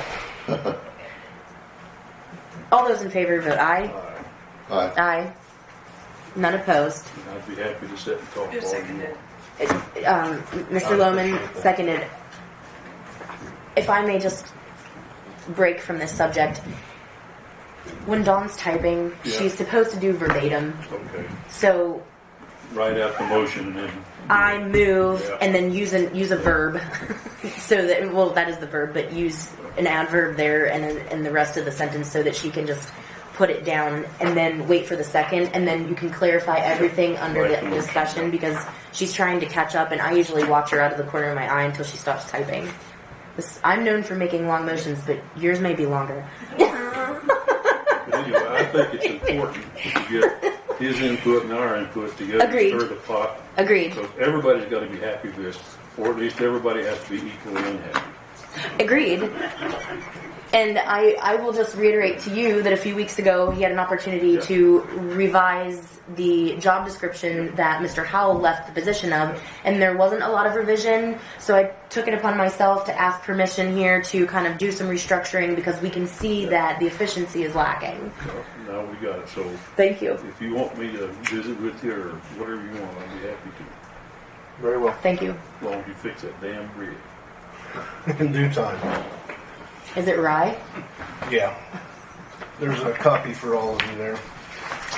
You all requested that I provide you the lease agreement with the county and Wendell Soltor on the property out there by the C&D pit. Oh, yeah. And I'd visited with Wendell already, and he said he was fine with it. And then his son called here about a week ago and wanting to know if we was planning on still doing that. And I said I did not have permission yet, but if you didn't want to invest in that property, they were out doing some spraying and whatnot, that they might consider leaving that area out of it based on a fence Is it line. one to the south? Is that No, or, it would be going west of okay. what's fenced in now, Okay. and it would come out to 4.5 acres. Okay. 4.5 acres out of that Yeah. that they lease. And that would be enough area for you to get the dirt you need. I believe it will be, Okay. for now anyways. So you're needing us to make a motion to modify this lease agreement?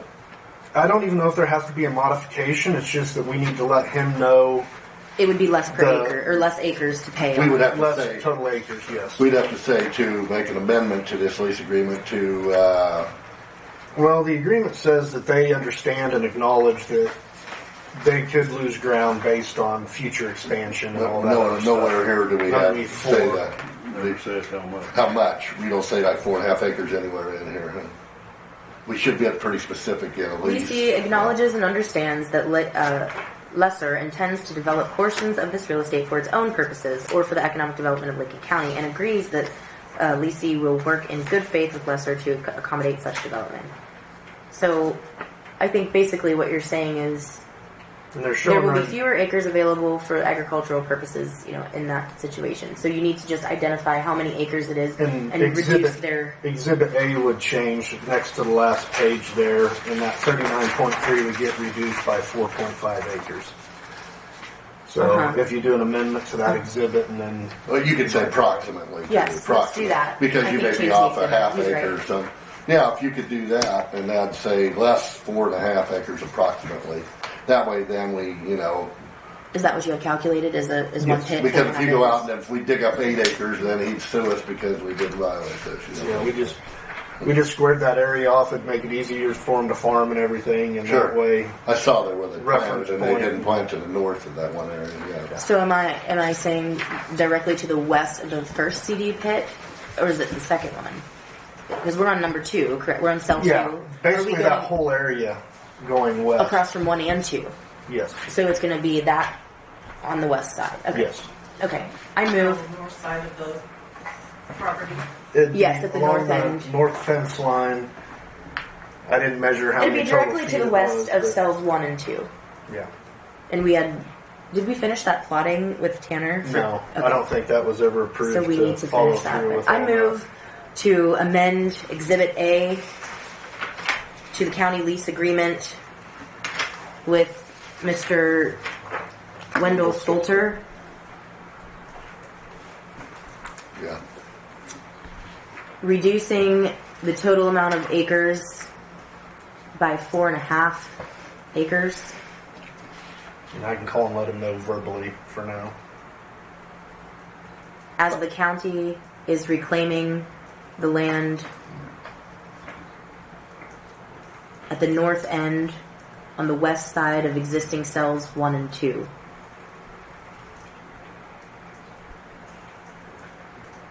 You done? For the CD pit.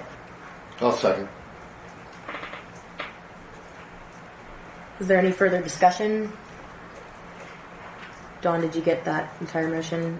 Okay. Those in favor vote aye. Aye. And none opposed, motion carries.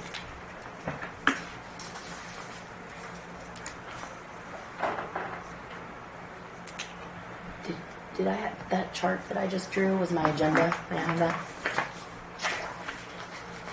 Thank you. And then the request on information on the expense on the accident with the dozer. And it appears that the insurance amount will be $51,601.56. And the county will have an expense of the $500 deductible with the insurance company, and then also $5,399.26 for additional parts that insurance didn't cover, so we can continue our warranty on that transmission. So, When are we expected to get that back? it's been back, 2 weeks now? Oh, okay. You're using it and it works okay? Yep. And they did some thorough testing before they let it out of their shop also. So they may have caught any other issues. Everything's fine. Yeah. It's fun so far. At the Wilson Lake Estates, I did some measuring on road distances. For the 2.3 something miles. Yes. There's a copy for each of you here.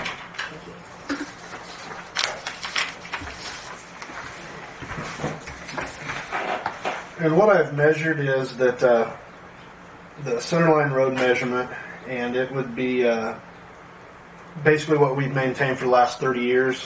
I've been here for 18 and a half or whatever, and I know as long as I've been here that a couple of the roads out there have never been maintained by us. And the one individual that's here last week did state that he's lived there for 30 years and we've never done anything there. So that's some background on that. So when I did our measuring for what we've been maintaining, it's 2.11 miles. And what did the agreement say? 2.35? I think it's just 2.3, I believe, is what they stated. Does that include that area that's paved off? Is that what, have you been maintaining that area too? No. Oh, that wasn't part of We it. have not maintained How that. much, do you know how much is total there? Like what we may be missing? Is it only 0.2 miles that we're missing, or?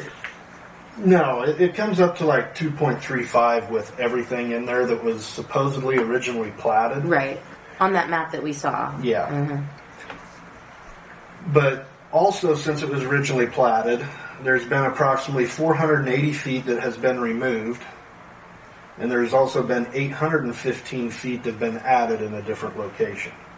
At the end of someone's dead end or something? Now they added a loop in there that Oh, at was the not- top? That loop up okay. there by Yeah, I saw that. And I also have a map here that kind of shows it. I went back and used Google Earth on some history. The first one that's dark, black and white, is from 1991. And that must have been around the time some of that was done, give or take a few years, because it's showing the original center lines for that road up where the loop was at. And it also shows not a lot of development out there yet in 1991 versus the one that's more green of what is current, which is a 2014 aerial photograph. And we went out there, what was that, Monday afternoon, and did some looking. We did place a Class 3 barricade on our right-of-way, closing that road. We did not go cordon off anything around that. You know, we're keeping our distance there. But we drove back in there, and if you all want to look at some of these photos, we're supposed to have 50 feet of roadway there, and it's very obvious that the house at the very end was built on what was established as a road. And it is 19 feet from his front doorstep to the other side, and that is not enough room for us to maintain a road. Wait, I'm sorry. Could you re-explain what you just said? 19 feet is where? From the property owner at the... From their front doorstep to the edge of the road. The other side of the road. Which You'll house? see in the though? picture. Oh, okay. The one that's all the way down. So they built that house real close to the road. Oh, I see. That would be Mr. Enfield's home that he just purchased a couple months ago. But this this isn't on the route to the Yes. the washout. Yes. It's at the end of this road. Okay. And there's stages of pictures all the way through there so you guys can see it. There's fences built along where we need to be. The trees and overgrowth have taken over. And quite frankly, to operate a road, there's going to have to be massive amounts of earthwork done on somebody's property where there is not easement. To get to this house, you have to go past the washout. That's correct. Okay, I'm sorry. I was thinking on the way to it. I see what you're saying. Yes. So this is down that lane. Yes. I see where, yeah, okay.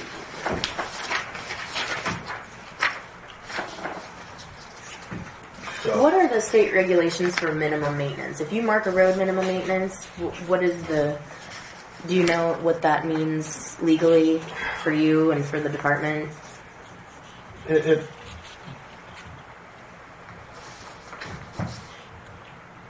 basically states that we have to do very little.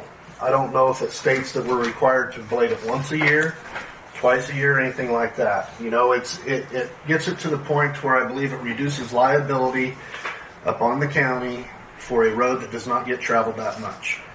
And basically what it says, and it has to be signed, and it has to be a resolution from the county to designate it a minimum maintenance road. Okay.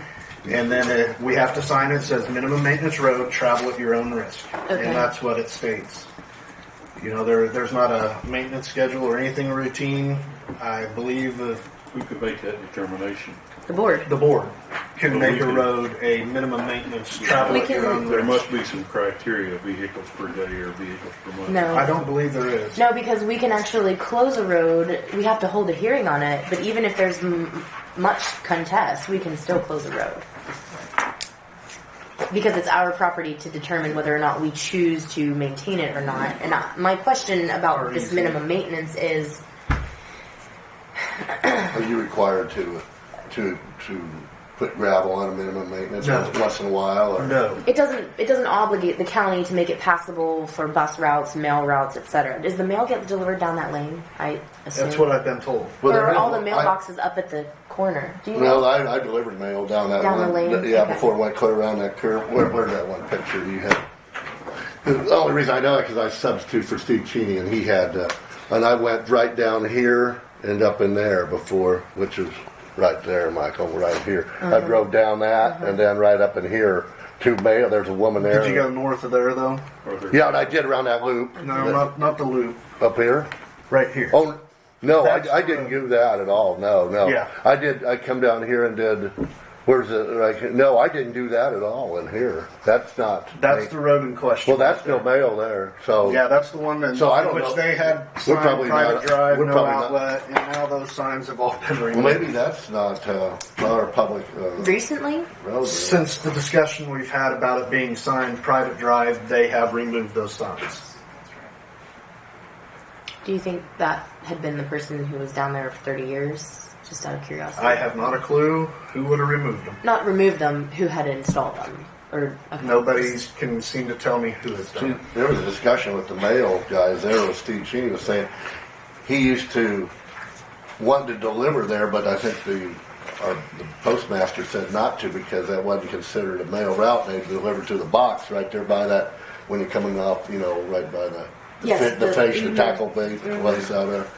So I'm not There's sure. also a set of, aren't there mailboxes up by that dumpster or no? Yeah, there are up there Yeah. by 181. Yeah. Yeah, there's mail up there, but not there where Michael just showed me that there isn't. Well, at least I never So delivered there. I- Now you may want. Don't take my word for granted on this. That's just saying I did that.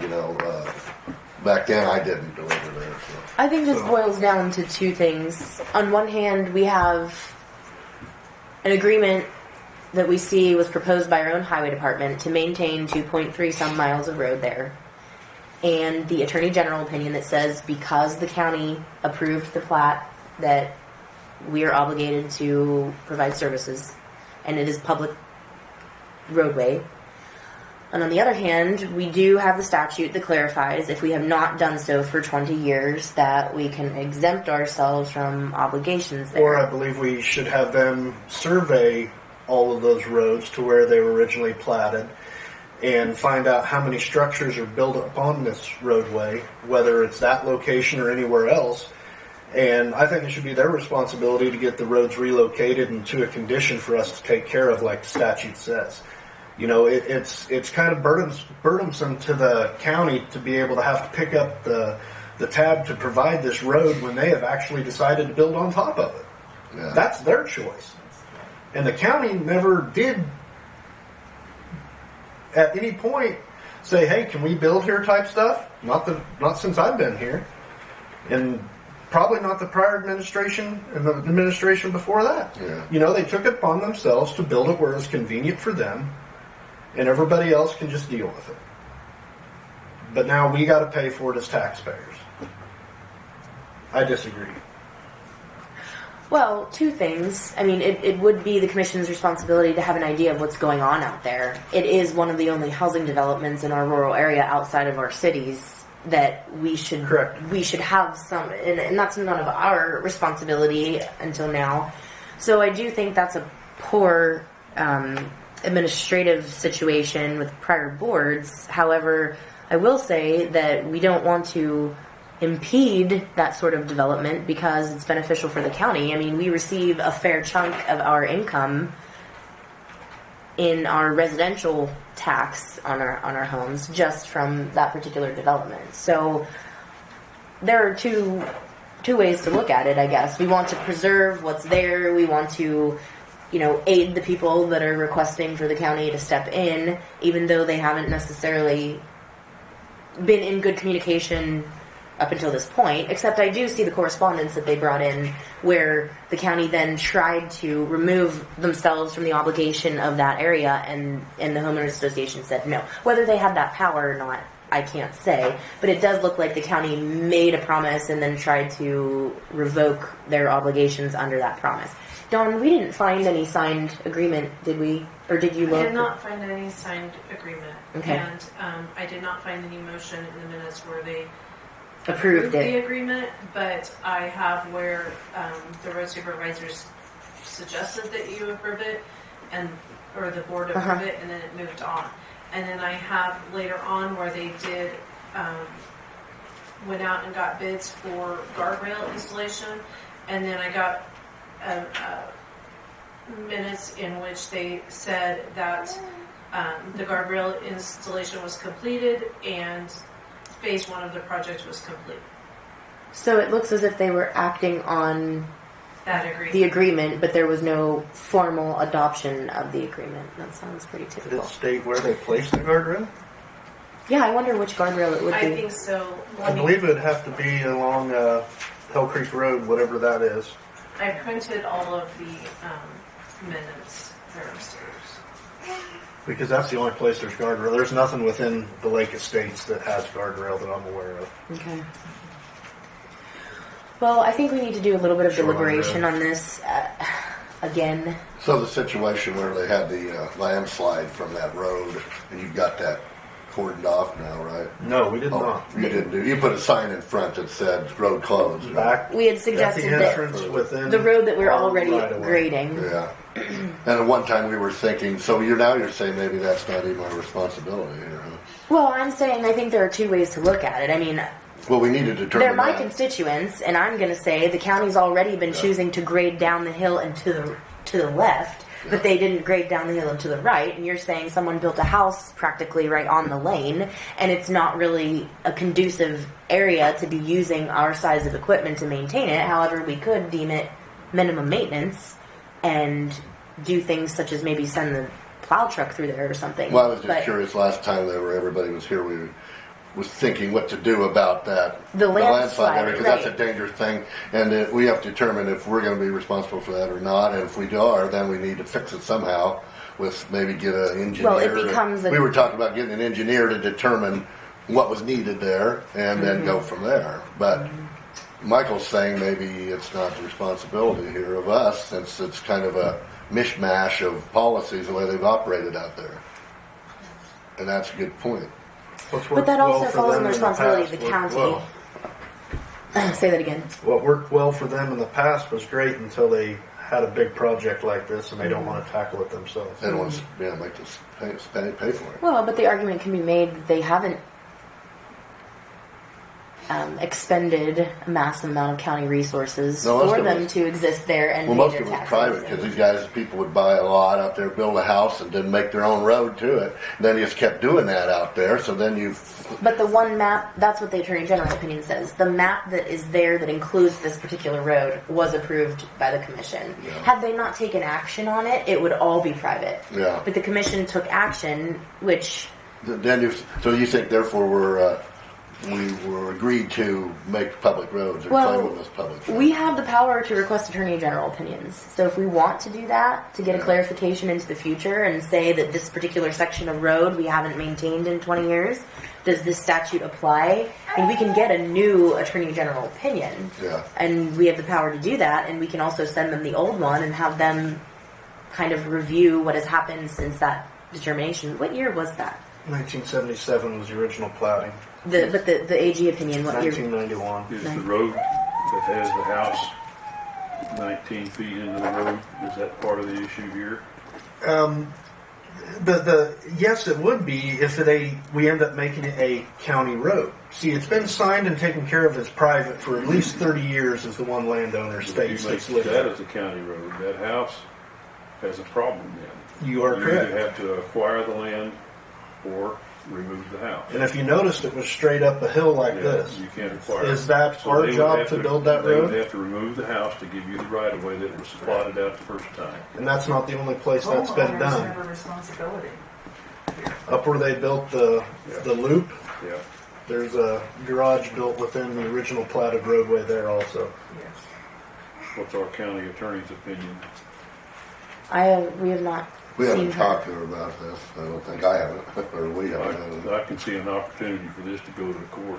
We might as well get her involved because this isn't something that we can arbitrarily. What brought this to light was this cave off or this. It's a landslide. There's a landslide on this one road which made it dangerous, and they wanted us now if we could fix it. And that's where we got into this whole discussion. Dawn, would you please see if Jennifer would be available for 15 minutes to half an hour on Monday?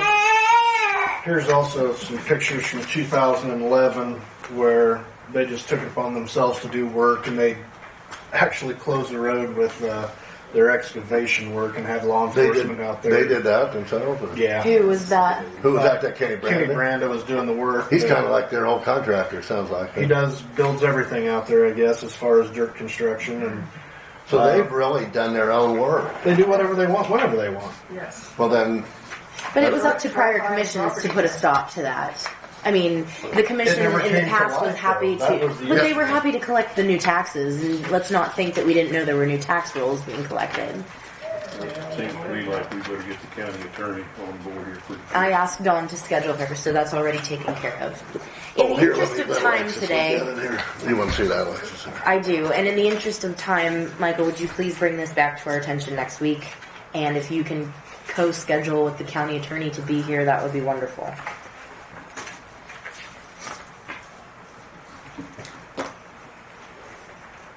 Yeah, this is a tough situation here. What to do with? Yes, I Cindy. think you do need to involve the county attorney right away, like you're saying. Yeah. Dan, because, homeowners have a responsibility here. People have not surveyed where they were supposed to. When you try to buy property out there, that's the first thing they'll tell you is things aren't where they say they are on your property line. I always advise people to survey. Well, that's not as much as the county responsibility as the road right-of-ways. And if the county had not taken any action to ensure that that was being done properly in the past, it doesn't necessarily exempt us Well, from responsibility. Here's the question. If we have never went down that road in the 30 years that it's been done, how do we know a road's getting built right there? You cannot see it from up here. And suppose that house was built in 2004. And The house on the road, like up on the... yeah, the one that's built on the roadway is built in like 2004. How do you know? Well, it would be the appraiser's job to bring to the attention of the board that there's a new home in construction in the county, because... But the appraiser doesn't probably think that road is maybe private property, therefore we don't have no... Sheriff's office doesn't see it as an open road. It's a private drive out there. Yeah, well that's According to their map. how they built that stuff out there, private drive originally. There was no, I don't think I know we got 1992 and 99 rulings here, but 2 homes right north of the those new cabins they built there that are behind steel gates that hypothetically should be part of Norman Drive, but Norman Drive was never built all the way through. yeah. It was originally platted that way, but it never was developed. So when they built on the lower end, they built their own road where they wanted it, and they gated it. Yeah, I know it's a kind of a mess out there. Yep. Not a mess, I but mean, when you build, you're well, it's a legal mess. not on county property. And I'm still waiting on contractor bids for our excavator work that we've discussed several times. At this point, only one of the 3 contractors has got back to me to even start the process to do some bidding. And as of last week, just for your information, we've had 3 bids submitted for new and used excavators, and they're included in there for comparison when we get the contractor bids in.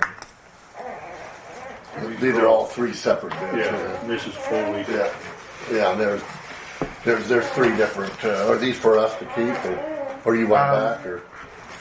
I would like I did not make a copy of it. No, we'll give back to you here. It's just for your reference at this point. Okay.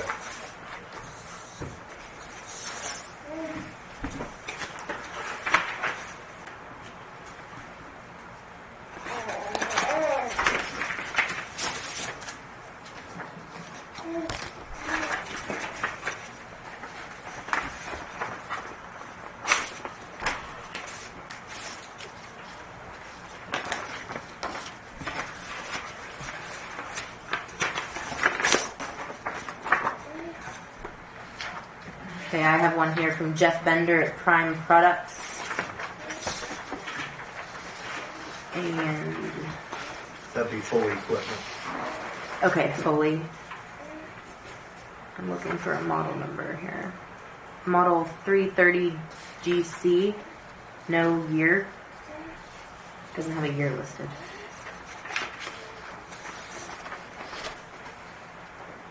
Is this brand new then? Is that why it doesn't have a year? I'm assuming one's new, and there should be a quote for used also. Oh, he has a little summary.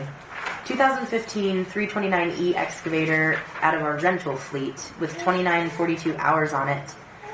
A QC 42-inch bucket and hydraulic thumb, medium pressure hydraulics for the pile driver attachment. 3-month RTO on this deal, 100% of the rental to the purchase price. Monthly rental rate of $10,360 plus freight, and delivery price delivered $253,759. Warranty of 48 months and 1,000 hours. That would be the used machine. The 2015 329. Okay, so this other one is a 330 GC with no year on it for $264,000.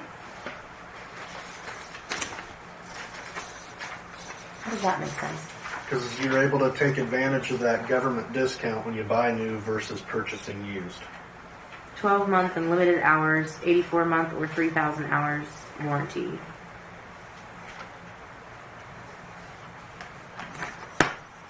Almost all heavy equipment comes with a government bid on it. Let's see here. You got Murphy tractor. Has you got one new one here or one used one? Is that I believe that's how it is. Yeah, it's a one used one here for $180,000. It's a 2015, and one, I guess, a new one for $265,000. You want to see them? Are these all about the same size? Yes, they're very similar. Nobody's exact, but they're the most comparable. See, Barry with Komatsu's got a new one at $284, a used one at $243, and an older used one at $205. $40,000 over 2 years. Is this John Deere used on a rental as well? You know? No, they said that that's a current customer But that one would not Like a be trade-in? available. October. It says October. Yeah, until Like a October. trade-in? Is I that- believe so. And, you know, he said that it was a fairly sound machine, I believe. Okay. But the hours are going to continue to go up because he's constantly Using using it. it. Yes. So, Okay, let's table this discussion Yeah. until we meet again next week. If you would please get back to us and see if we could come simultaneously with the county attorney so that we can discuss a little further the issue of the washout at the Wilson Lake Estates. And then you'll have another whole week to work on your restructure plan. You want to give it back? Yes, let's give those to There you go, him. Mike.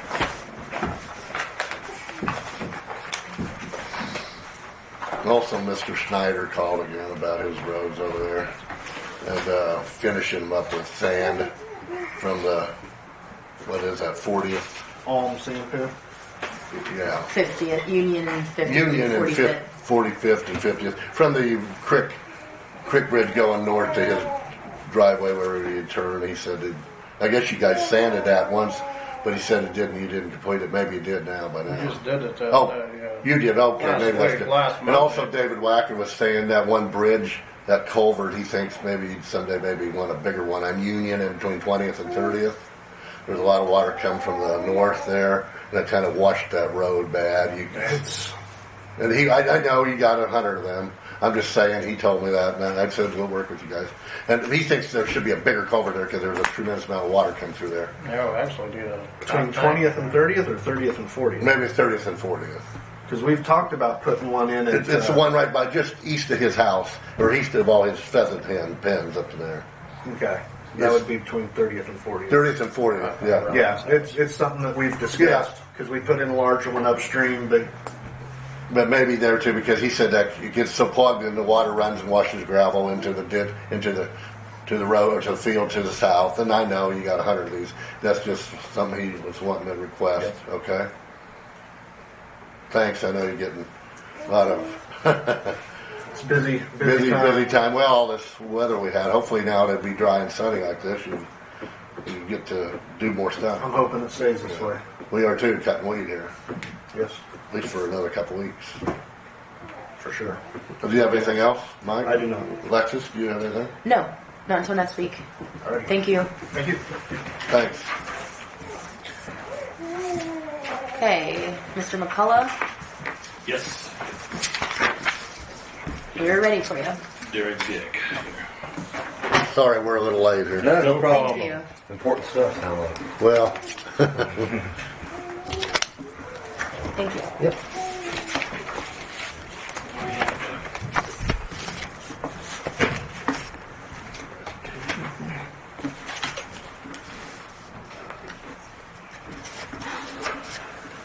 All right. Well, we appreciate you guys giving us time. I know you're busy. Dawn, thank you. She sent us some information that we needed to provide a quote for your health insurance. Just a little bit about us. My dad's the one that started the business. He's been in business for 27 years out of Rossville, Kansas. I don't know if you're familiar with it. This is my third year working with him. I was a high school administrator, and this is Toby's second year. He was also a high school administrator. Randy's been in, like I said, 27 years. He insures currently, I think, 8 counties. So we kind of have some familiarity with how the process works and this and that. So anyway, we have talked to Don a couple times and requested some information to try to get the quote. We are brokers, so we can get you quotes from any different company. The quote that we have today is a self-funded quote through Corporate Plan Management, the third-party administrator in Topeka, and the 8 counties that we insure, they're all on plans just like that. And we have given you some references in the back. We unlike other brokerages, we don't charge a fee to provide you that information. We feel that's our job, to provide you with the most information possible for you to make the best plan going forward for you guys. So we'll go through this plan real quick. Like I say, it is a partially self-funded plan through Corporate Plan Management. They're on Wanamaker in Topeka. They've been in business for about 34 years now.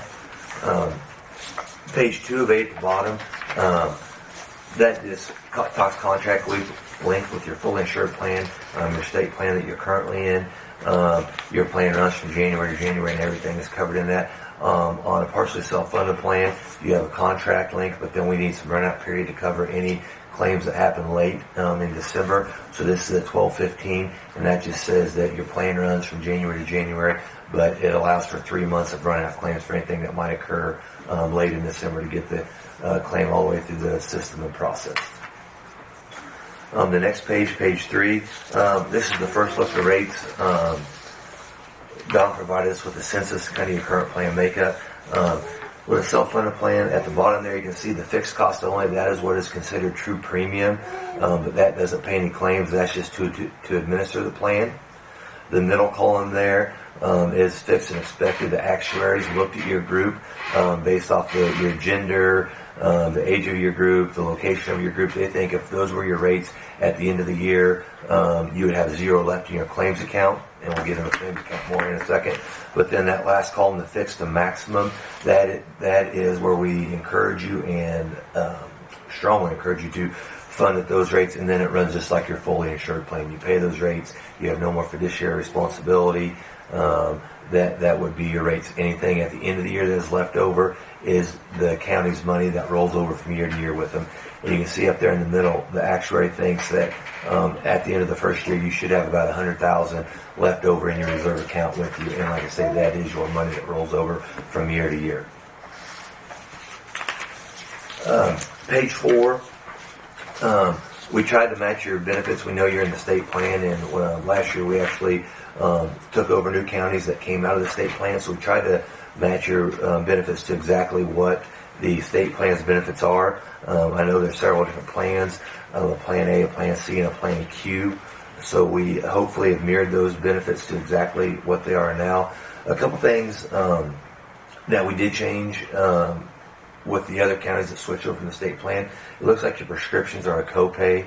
A lot of people like to have them being a copay instead of a percentage.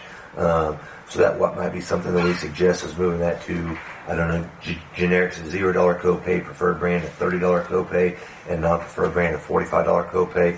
But it is your plan. You guys can set the benefits whatever you want. Some counties, do you guys have a county hospital?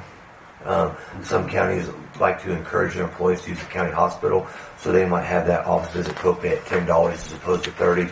Just you can build in some benefits to try to encourage your employees to use the county hospital, and several of the counties that we insure do that. The next page, page 5, that's kind of the tells the nuts and bolts of the plan. From the information we got, your census is in the top left corner.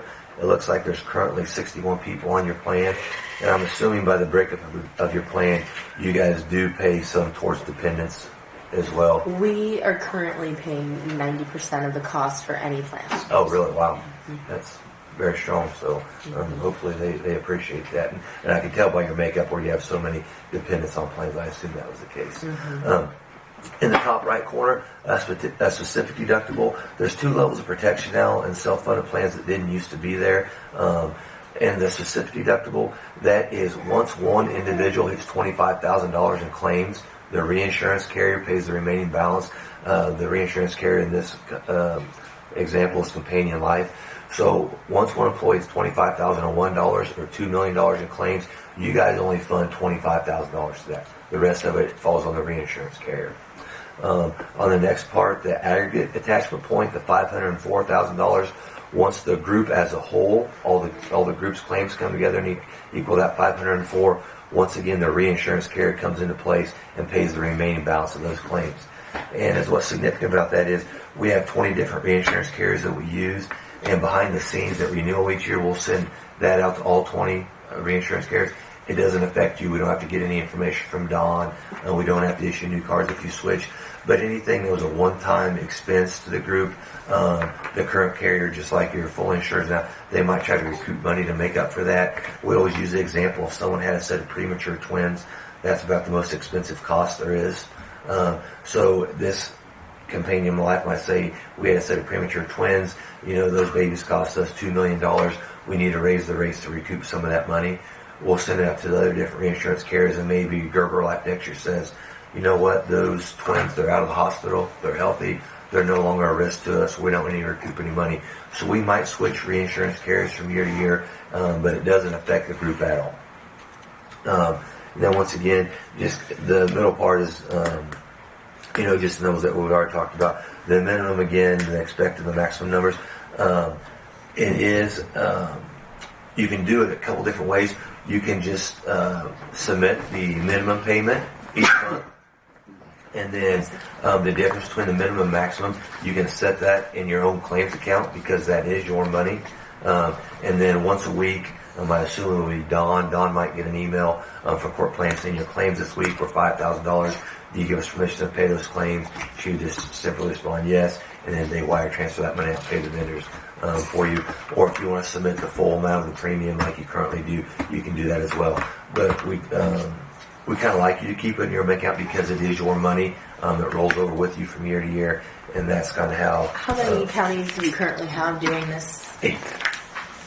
On this particular port? Yep. Self, what do you call it? Partially self-funded. Yeah. Partially self-funded. Yeah. And we gave 3. Because the other carriers that you were talking about pick up, you have contracted to pick up the difference. A truly self-funded would be like a business. They're going to take care of everything. So, but you have 8 counties who are doing the partially self-funded right now? Yep, that's right. And we put 3 down there with the references along with their clerks if you want to call and ask them.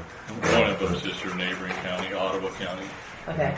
They've done it for 17 years, I believe. Something like that.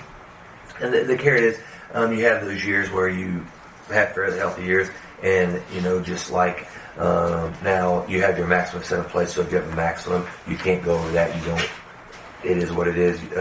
The insurance company lost money, but on those years you have good years, you bank some of that money instead of the insurance company keeping that money. That is your money, and it carries over from year to year with you. So we were informed that it would be high risk to come off of the state plan and do any type of self-funded plan. Do you have a comment to that, or?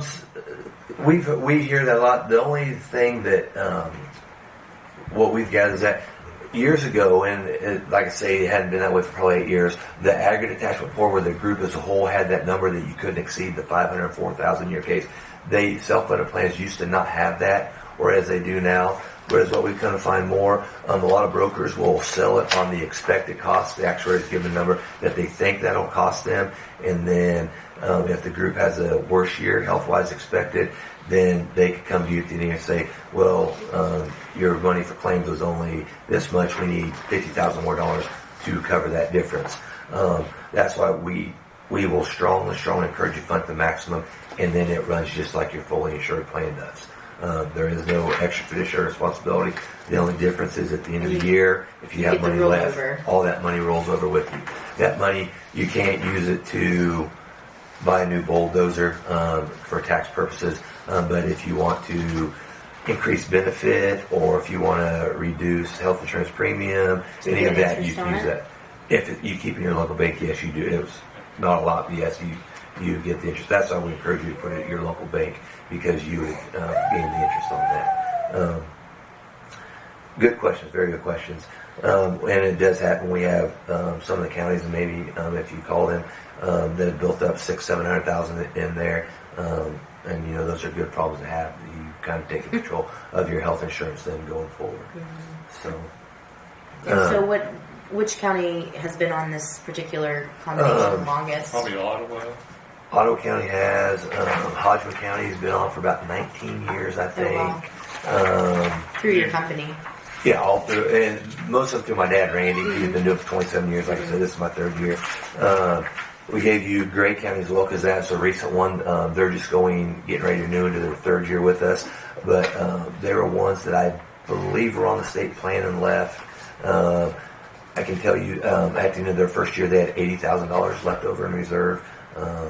Anyway, they're county clerks, and their numbers are on there if you want to call and talk to them. Sure. And if you want more, we can give you more. We just clear it with those 3 that we were meeting with you to kind of give you some references. So as far as your employees are concerned, it'll run just like their plan does now. They'll have a card that swipes a card. They don't have to submit claims. I mean, it automatically goes to where it needs to go. The network, we use a nationwide network. We can give you a website, or if we get further in the process, we generally put out like a 30-mile radius of who's in network. It is be a large amount, so that's why you don't bring it with us initially. But if you go nationwide, the Madonnas, the MD Andersons, the Mayo Clinics, they're all in network.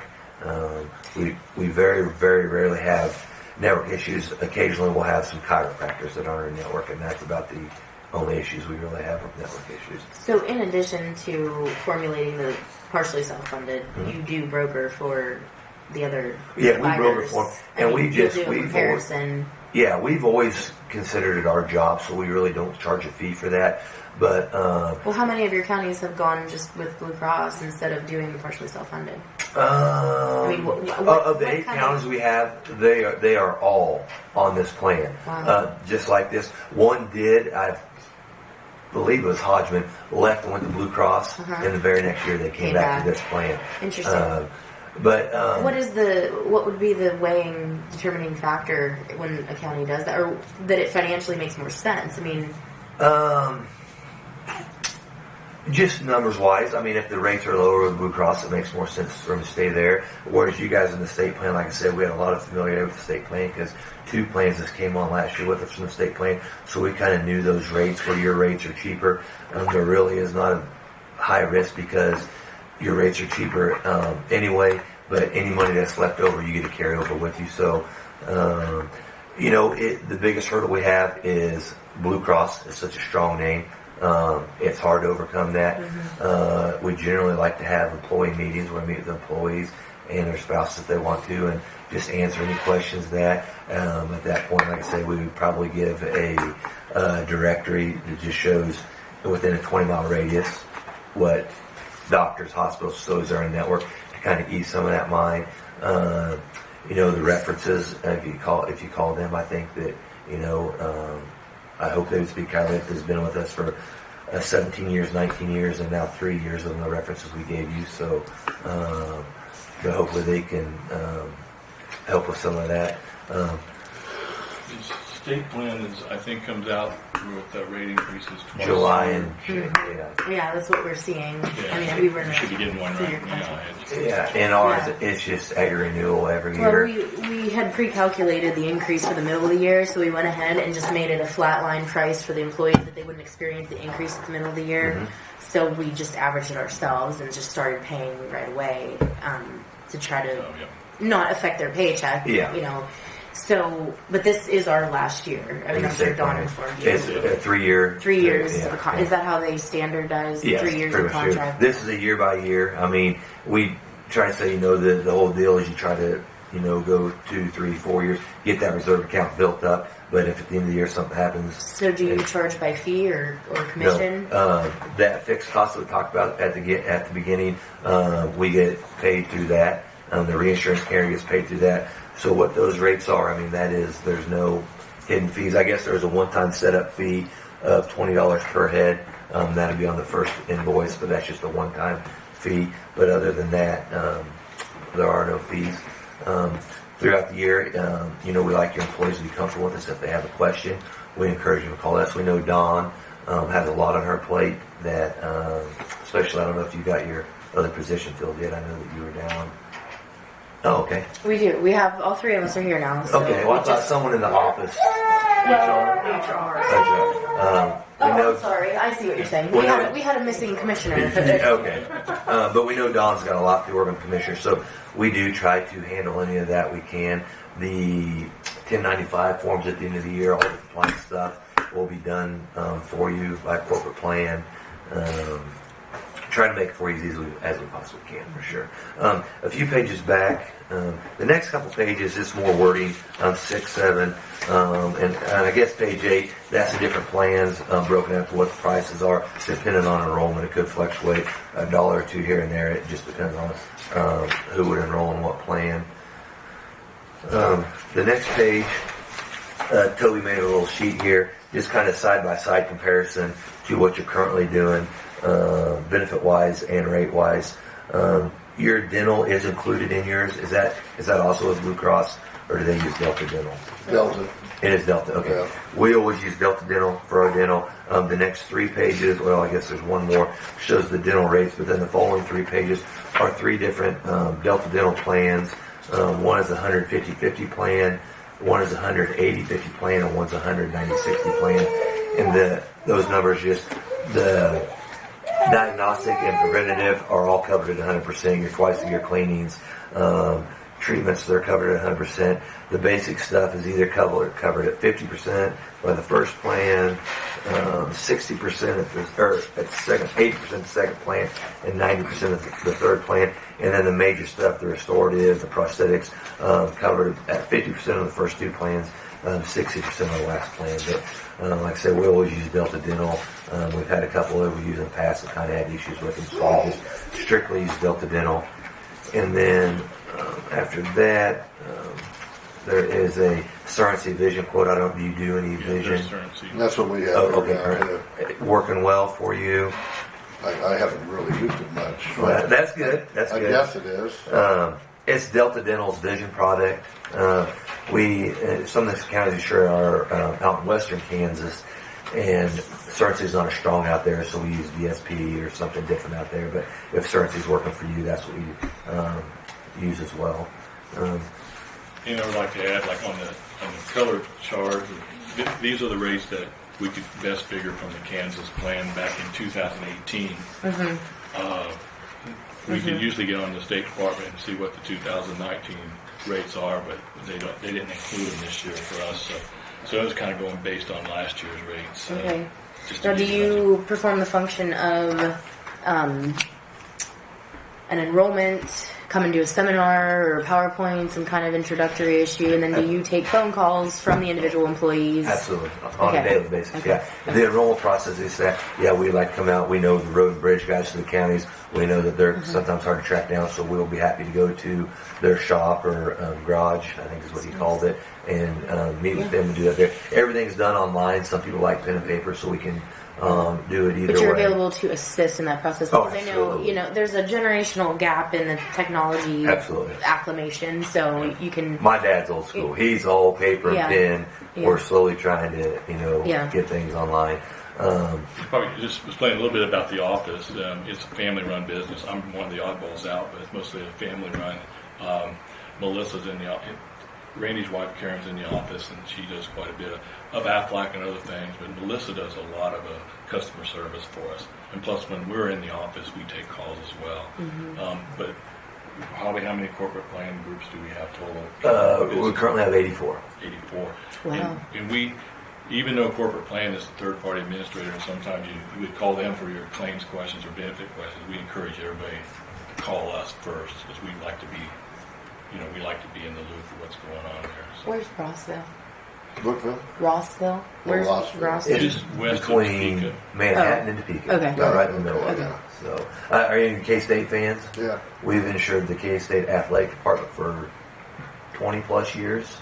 Yeah. Plans had them and that's separate from the university, which is unusual. Yeah, they had. I'm surprised the university does. Yeah, I thought we thought it was all one, but the Is that covered the athletes? Yeah, that's interesting. All the coaches. Just the coaches. Yeah, all the coaches. Personnel. Yeah. None of the athletes. Yeah, none of the students. No, none of the students, just all the coaches and the workers there. So, anyway, these, like I say, the downfalls were there used to be no group as a whole, that 504 number, that used to not be in place. And then some brokers sell it just on the expected numbers. And then they have to come back and say, well, you had a worse than expected year. If you fund at the maximum, it truly functions just like your plan does now. The only exception is at the end of the year, for any money that's left, all whatever to the penny stays with the group and rolls over from year to year. Some of the advantages, just to kind of make sure we hit everything, you can customize your plan to whatever you need.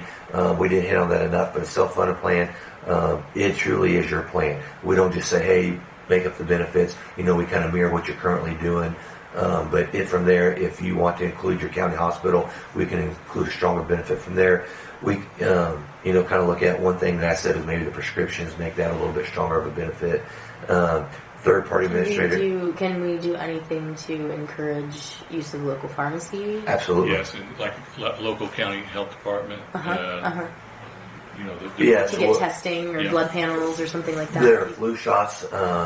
We usually just on our counties, the local county health department, they have flu shots there. Instead of swiping everyone's card and each submitting a claim for each person, they just keep a list bill of everyone and just submit all at once. Interesting. That's something that our counties do. Yeah, that makes sense. But we can cover that at 100%. to try to get people to encourage them to use the local stuff. Right. I mean, we're in the situation where we desperately need to encourage circulation of our local dollar as many times as possible. Local pharmacies, if you want to do prescription co-pays there at a lesser than a fee somewhere else, you can sure do that. You can build different things in how you want. And a lot of our counties, especially the hospitals, are getting encouraged. They sometimes do that. So your counties that you've acquired, have they all started with you creating this? Some of them keep it just what their current plan was, and then the next year they say, we have a $40 office at copay. Can we take it down to $25? One thing we're really doing now, a lot of is prescriptions are generally a third or not higher of the insurance costs, and so we try to put the generics at a $0 copay just to encourage people to use the generic. It's going to save the plan money, and it's going to save the individual money. They can get those more expensive if they want, but we're trying to drive them to use the generic because it will save the plan significant money because prescriptions are so expensive now. And the whole idea is to save the plan money so it grows and gets bigger. If you get support, like you said, if you can keep it in a local community, get the discounts and so forth. Is that a general rule of thumb that a third of insurance coverage is for prescriptions? It has been over the last 2 years. My dad, Randy, like I say, he's been 27 years. He kind of notes the stuff from year to year. Increase and about the last 2 years, the prescriptions have become outrageous. The hepatitis C, there used to be no cure for it. Well, they have a cure for it now. It's a shot you take every 3 months, and it's about anywhere from $20,000 to $24,000 a month. So, just things like that have popped up that have just rheumatoid arthritis is a very costly prescription now, about $5,000 to $7,000 a month. So, just things like that. These pharmacies put patents on these drugs that no one can copy it for 3 years, so you're kind of forced to use that, and the prices are what they are. So, but they're no generics. Yeah, those aren't generics. Paying for the name brand. Absolutely. Big drug company. The formation of it, right? So, okay. I was just on this monthly payments, I see like you have your sheet rubbed down. Say per single, and then you have with one child. Right? For singles, like $236 a month. Now that's the total cost to. That ain't what the employee would pay. What page are you on? Oh, I'm on page 5 of 8. Oh, yes. 5. Okay. The two. That is. Yes. The Like 234 stopwatch premiums you got up. Yeah. So that. I see what you're saying. Yeah. No. That's just what goes to the mission cost. So that the reinsurance carrier that's accepting a large risk, that's what we get paid out of to miss the plan. Yeah. That's that number. The difference between that number and then the maximum number. All of that money will be set into the claims account, and that's all claims money. Okay. And then you have I'm just asking, curious, like the maximum funding health rate you have on page 8 of it. Yes, yep. Say single again, plan A, $680 a month. Is that what we would pay? Or now, that ain't what an individual would pay. The employee wouldn't pay that much. I think we need to go here for his questions, right? Go what page? But that would be. His chart. It would What be. page is it? It doesn't have a page number. It's the full chart. Okay. Yeah. Well, I'm just curious. He's saying what the breakdown is for per employee versus because right now we're pay paying 90%, so they pay 90% of I what see. number? So what would an employee pay if they paid 10%? Here, So- right? For a single monthly. That's what. What's 10% of 680? $68. Oh, that's what they pay now. That's- Okay. See, I'm like But single that's now. for I a currently single pay on about Plan 80. A. Yeah. Yeah. And I currently pay about 80 some bucks So you're- now. So that's Oh, the so this is a comparison. comparative cost that you did between the.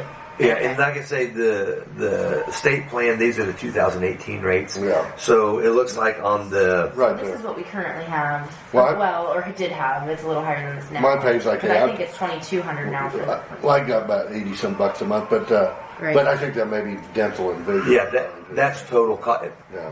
Our number there is total cost So it minus would be dental. Okay, I'm just curious how your rates are compared to ours. They're, So very compare similar. these two columns. Yeah. Or compare these two columns depending on Right. which plan. This is Right. for Plan A. These are for Plan C. That's for Right. Plan Q. Okay. I see. Okay. And mine's over here on this column.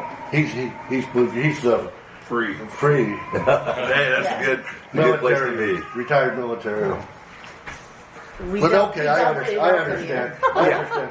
That's 763. That's what the That's the total. That's the business. Well, that's what the county and the employee would pay total. So you Yeah, split right. that 90-10. That's what I was wondering. Yeah, and the 680, that number still split. That explains that. And this And is yeah, the comparison. I didn't get that at first either. I'm thinking 2 Plan A's, but I see at the top you have it listed at which company. Right. So I got it. What's CPM? Corporate plan management. Corporate That's the plan third party management. administrator. Okay. we don't This have, is the partially self-funded, and this is if we were just with Blue Cross and Blue I Shield see. as it Straight. sits under the Yeah. under the state plan from 2018. Like the state plan. So it's a we little are now. higher than Should that be a now. little cheaper. This is actually like up to 22. So it's about $10. What's about $90 a month cheaper for the and we self-funded plan. on this page, page 8. These are numbers that only thing we really had was your tiers. You know, how many employees you had, employee spouse. Sure. We don't have any idea how many's in each of these. The So break. So they just kind of braked it. He probably broke it down 33%. A third. So what do you need from us to get a more accurate breakdown if you needed? Well, those numbers, they're not going to fluctuate more than a couple dollars, Okay. one way or the other. One thing, we know the state plan, we like claims history. They're You're probably right, not going right. to give you That's that. what we've been told is going to be the determining factor because depending on what kind of year you've had or what kind of Exactly. employee status you have health-wise. Yeah, and you're probably, Don, I don't know if you've tried, but they probably, last year with the 2 groups we had last year, they wouldn't give any claims Okay. history. And they, in one year it's kind of a pool plan, they might not have that. It's interesting that they mandate coverage for employees over 50, but then won't mandate the release of the information. Not that you have to have who. Yeah, or- we or wouldn't just- need names. Right, just what were your the total claims for the breakdown. year? I do have that. You do have that. In a perfect world, if we get what your total claims for the year, and then there should be just a one-page sheet that says large claimants, it doesn't list names, don't have that. But your total claims for the year would be something that would be very beneficial to us. But And the option, if you don't have that, is then we have a health questionnaire, medical questionnaire. Yeah, You'd and have those are a paid. 2-page thing. And that'd be the other For way. everyone Everyone. to That'd be do. the other way to go For- if we didn't have the Okay. in which we hate to do. Everybody hates to do. Wow. We all hate to do. We hate to last do. year, one of the counties we took over, right, it was Rush County. I don't know if you're familiar with it. Uh-huh. I think their rate actually went down, Uh-huh. maybe like $8. I mean, not significant, but it went down by doing those. But Well, I'm looking forward to seeing if this is beneficial for us because we're at a turning point where we're going to have some retirees and the influx of younger, predictably, hopefully more healthy people and just maybe less dependent on their health care. So that would overall be beneficial to the budget from what we're paying out. So. If you'd wanted us to do a proposal Uh-huh. to get more into To it, a finalized- we could also get some self-funded quotes as well. Right. we usually I have mean, health fully care. insured quotes as well. And we use Yeah, Blue not Cross. Blue You already Cross. have a Blue Cross Right. quote, so United yeah. Healthcare. Okay. But yeah, and each year, I mean, we feel, even if you don't ask us to, we might look at it, just we feel it's our job to, if you can save money, by all means, I mean, we feel that's our job as the broker to do that, so. Okay. I Well- encourage you to call those. Yes, we please, will. call We will over. follow up on this. We have quite a bit of discussion to do, but Okay. we also have unfinished business for today. So I thank you for your time. Nice to meet you. You've answered all the questions Thanks. Nice to meet you, very too. thoroughly. That's appreciate it. We bet. Nice to meet you. Take care. Thank you, appreciate that. Thank you. Yeah, thank you, appreciate your time. Thank you, Tom. Have a safe trip. Yeah, appreciate it. Okay, I have a little bit of correspondence we need to go over. Okay. This would be for the 44th Annual KAC Conference this fall, November 12th, 13th, and 14th.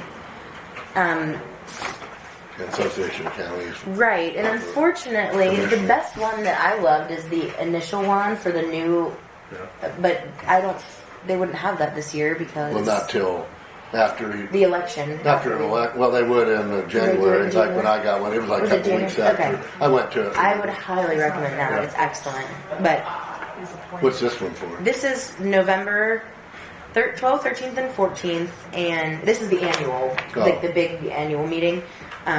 We went to the annual one for the KCCA, but this is the KAC annual. So this would be your first annual one. Okay. And it's basically, you get the same type of agenda. You can choose which workshops you want to attend, and then they have the meetings and the K-Camp, which is our insurance, our state insurance, and the K-Work, which is our workman's comp. They both present at these annual meetings, so then you get to see their finances and ask their Where board is that? questions.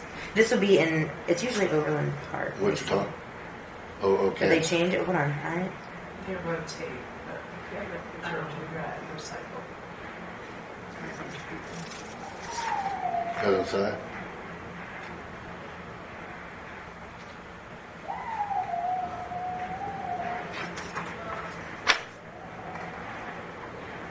Oh, Wichita. Yes. So we need to designate the delegate for the voting delegate on the board, since you're part of the association. I would volunteer, unless you have That's fine. another idea. I mean, we can all I attend. might want to attend. Yes, we You can could all be the attend. voter. Okay. I'll make a motion to make Commissioner Flew the delegate, Yes. voting delegate at the 44th. 44th annual conference for Kansas Association of Counties meeting, scheduled to be in when is this date, Alexis? November, Well, that's right here, November 12th, 13th, and 14th. November 12th, 13th, and 14th. Do I have a second? Second. It's been moved and seconded to send me as the voting delegate to the conference. Any further questions? If not, those in favor vote aye. Aye. None You opposed. probably- Motion carries. And then, Yeah, Jim, so John, you can. would be probably good if we sign all me went up to that. and then- Yeah. Yeah. Well, it's good if you visit. What's really good is I went to a couple now, Alexis and I went to the first one for a new commissioner. But you meet with these other commissioners, you really learn a lot by seeing what they're dealing with, and they got how they solve problems. It's really good. I almost wish they do more interdiscussion with Yeah. those groups rather Well, than give presenters. Like when we because were, can you and I only were in absorb that so one much. discussion with small counties 5,000 and how and they under deal, how they population. deal Right. with Right. different issues. That's where you really get Yeah, the ideas because that well, you can so run there are with. people doing have the same problems we got and what they do about it. Right. Yeah, no, that's excellent. I think. I'll probably Would one try of to you take like to it. be the alternate in case I? I can to you. So, Yeah. I'll go. No problem. Yeah, we should go Yes. because it's informative and there's a lot to know what's going on. being a 11 through commissioner. 15. Yeah, when is that? 11. It is the 12th. What did I say? Hmm. It's the 12th, 13th, and 14th. November Yeah. 12th, In Wichita. 13, 14. Where is it at? Do they say? And it just says Wichita. I think. No, I'm sure. Conference center, don't they have It somewhere? says. Well, we'll figure it out. It's no big deal. No, this is the office for the KAC. The conference will be held in Wichita, Sedgwick County. The business meeting for the association at the time which the official business is conducted will start at 8 a.m. Wednesday morning. And it doesn't say, but there's probably the conference information online. Yeah, it'll be some hotel, Hollywood or Holiday Inn, Marriott, yeah, something. Oh, a brochure with the information was mailed to you in early June, so I probably have it in my bag. Did you get I one? never saw this. It would have been one of the ones that you Oh, one of they those. fold and I might mail have- and then you open them. I haven't seen it, but we'll get it here either Okay, way. November 13th. Okay, would you read this, please? What's this? To the Lincoln County Commissioners, Lincoln County Clerk, and Sylvan Grove Fire Department. This letter is to inform you that I am interested in filling the open position on the Sylvan Grove Fire Board. I am a resident of Sylvan Grove and have been for over 20 years. During this time, I have also served as a volunteer firefighter for the Sylvan Grove Fire Department. If you have any further questions, please contact me, Jared Ladd. Are you a Randall? I'm Randy. It's just Randy? Yeah. Okay. No Randall. Everybody thinks that though because most Randys are Randall. Well, I just wanted to make sure I get it right. So. Should we make a motion to approve this? Or I believe so. you want to see that letter? Yeah, I'm fine with me, Mister. And I haven't contacted the other people that we had. I've been busy.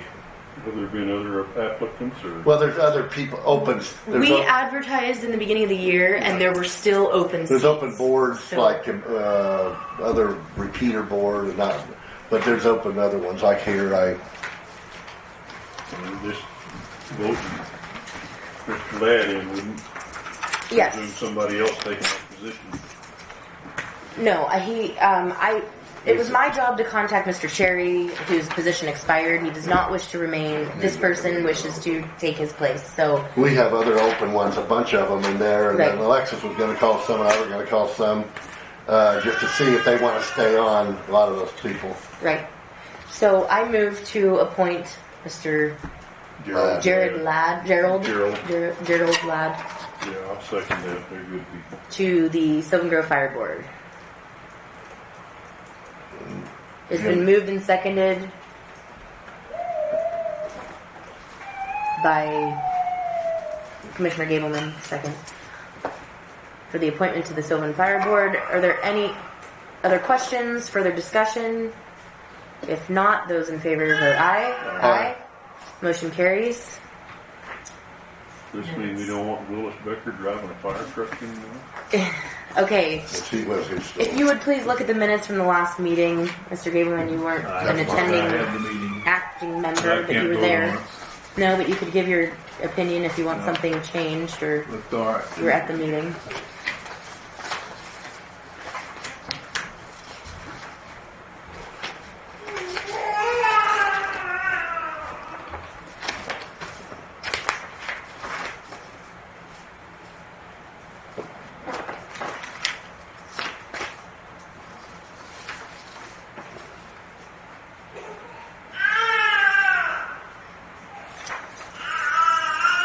I move to approve the minutes from June 24th, 2019, as presented.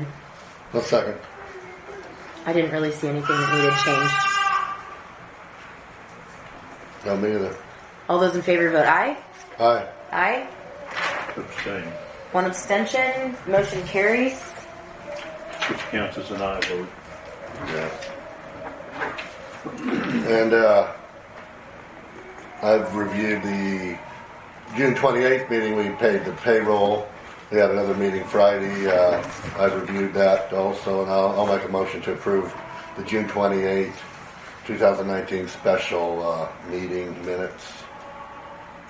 It was a regular meeting. Oh, it's a regular It was meeting. the end of the month meeting. End of the month, regular meeting for payroll.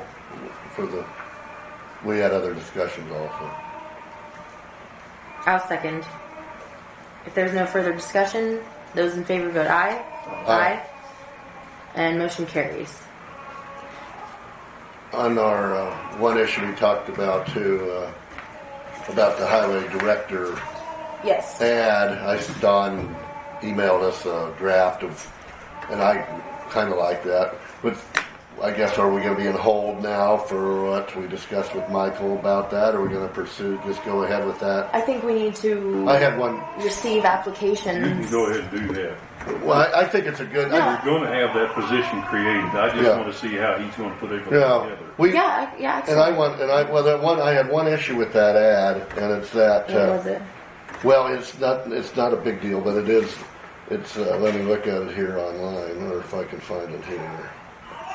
While you're doing that, I have this project agreement from the Historical Society, which is basically the follow-up. We have decided to apply for a grant to get the preliminary work done. It's called an assessment for the courthouse because the steps need redone out front, fixed in the back, and potentially painting all of the woodwork that needs done.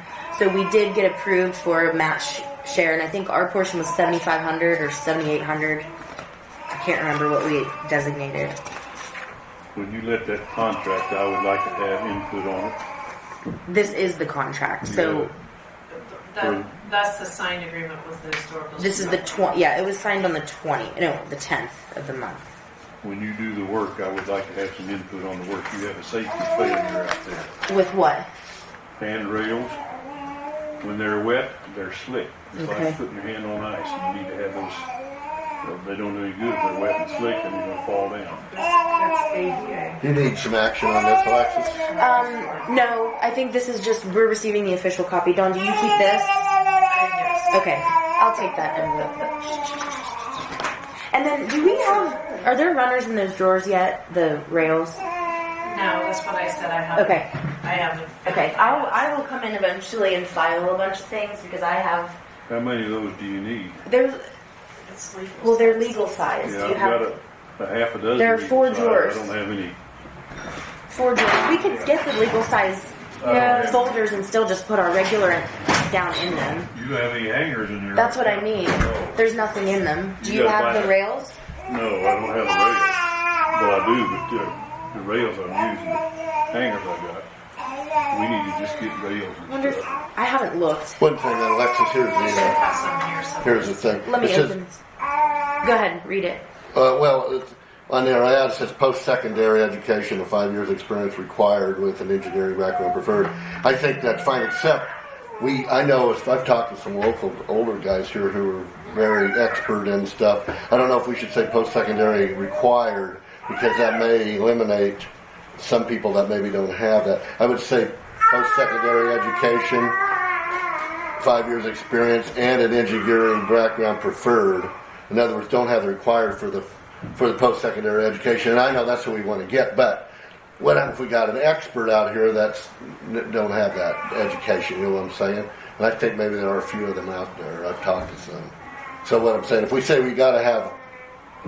Or a proven expertise. Okay, the other thing I want out of there is the Class A CDL, because it's been brought to my attention that a Class A CDL is not a CDL. It's a farmer's version of a CDL. So that, I believe, if we're requiring all our other drivers to have a CDL, the department head should surely have a CDL. And you're talking about over the highway one with like... Right, the director of the highway department should have a CDL, not a farmer's CDL. Well, I'd verify the class with the folks upstairs just to make sure you get the right. Well, I've asked every farmer I've seen, and they all say they have a Class A. Yeah, but we should ask... Leanne. That's Leanne Bishop. Oh. They're the ones who... Yeah, we have our own resources. I will... You're going to ask her now? Yeah. Okay. If we're in a temporary abatement here, what special kind of folders would you like? Different colors? Do you want tabbed? That's a question for her. She's the one that's filing.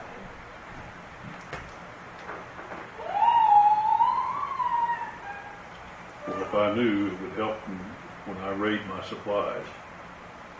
You can ask Alexis when she comes back.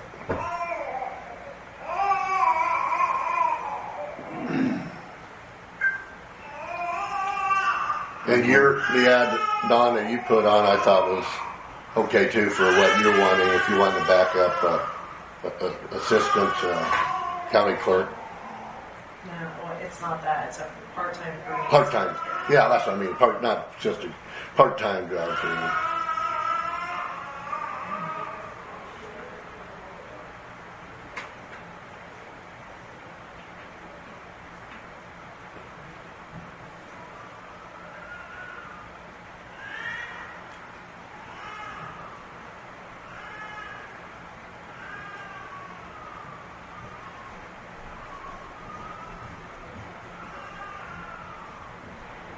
Whereas your rails and your steps and making them compliant with ADA, does the Historical Association, I think they take that into consideration, don't they? She's looking it up because she said she's not exactly sure. They don't really do much with the CDLs themselves.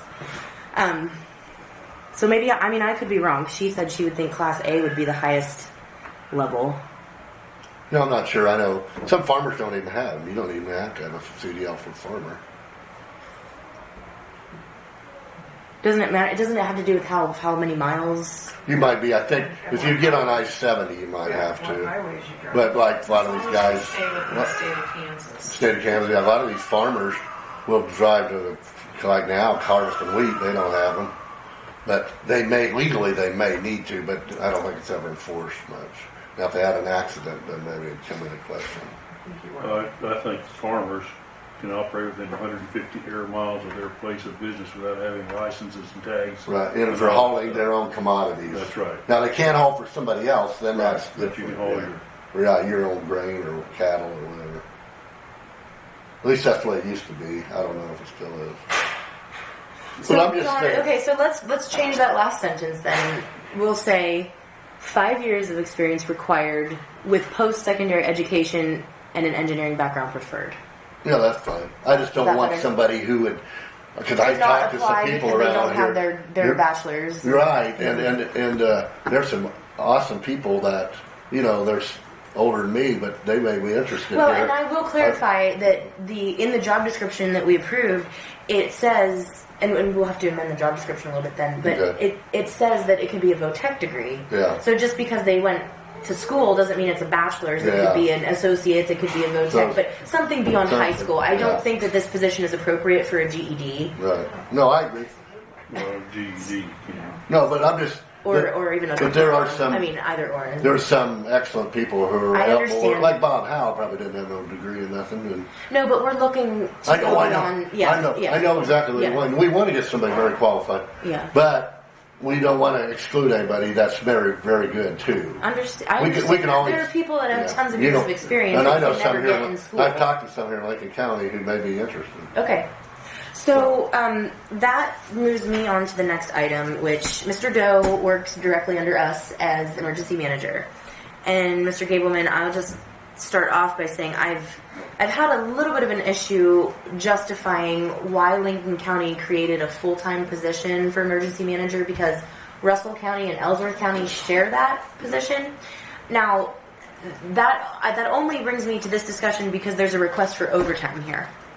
So we need to decide what we're going to require of that position. If we're going to allow overtime for that position, I think we need to rethink the obligations of that position and how much goes into the requirement for the job. What's his job description? First off, right now he's salaried, so he will not qualify for any overtime. But So then what is he- he's going to put that in, and he can either comp his time or he will just work additional hours. So what he's saying is that is hours that he worked additional on the storm. Okay, because it says overtime request requires explanation, and it says there was a fire that he attended in Beverly, so it was an hour and a half on the 30th. So you're just saying this is a time clock amendment. Okay, maybe that needs to be worded or something. And then this is a forgot to clock back in from lunch, which is fine.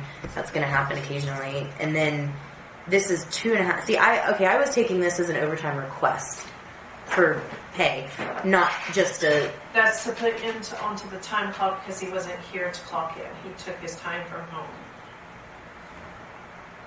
I see what you're saying. Okay, so then the question is, If you with don't increase his pay come January 1st, that would be overtime eligible, because there will be a new $38,500 annual salary requirement that if you don't make more than that, you have to get paid overtime. You can't be salaried at $35,000 and work 50 hours without getting the 10 hours of overtime. I think it's $35,800, but I think it's $38,500.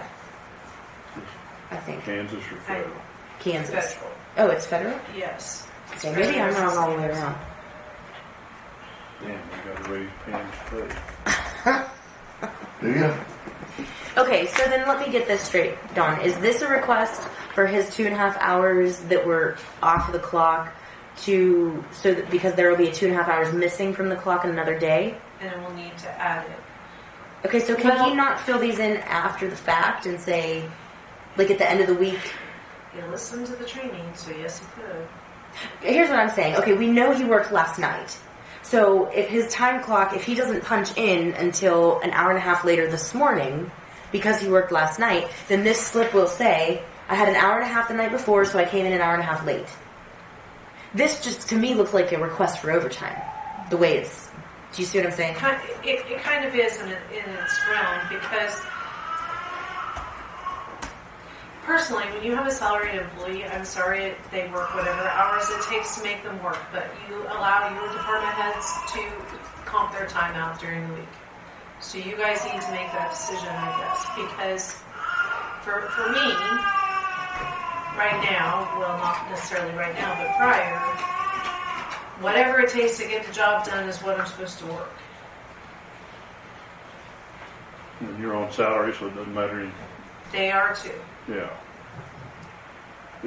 What you're doing, it looks to me like is building a book for next year when the scale goes up.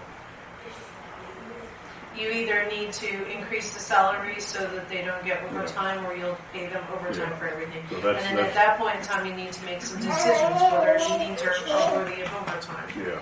So, yeah. If they're gonna comp their time out, or if they aren't gonna comp their time out, those are decisions that you guys all have to make. So this looks like building book, though, to me. But in order for him, because he doesn't have the app on his phone, so he can't clock in or clock out, he has to build that so that we can put it into the time clock system. Now, he sat through the training, I'm not sure why he's not putting it in his system, but the time clock policy says that employees will give it to their supervisors, so technically you guys are supposed to get their slips. So this looks like there's no action needed on this stuff right now. Somebody just needs to sign off on it. Yeah. Okay, but I guess I was confused because I thought this looked like an overtime request, but you're saying it's just to amend.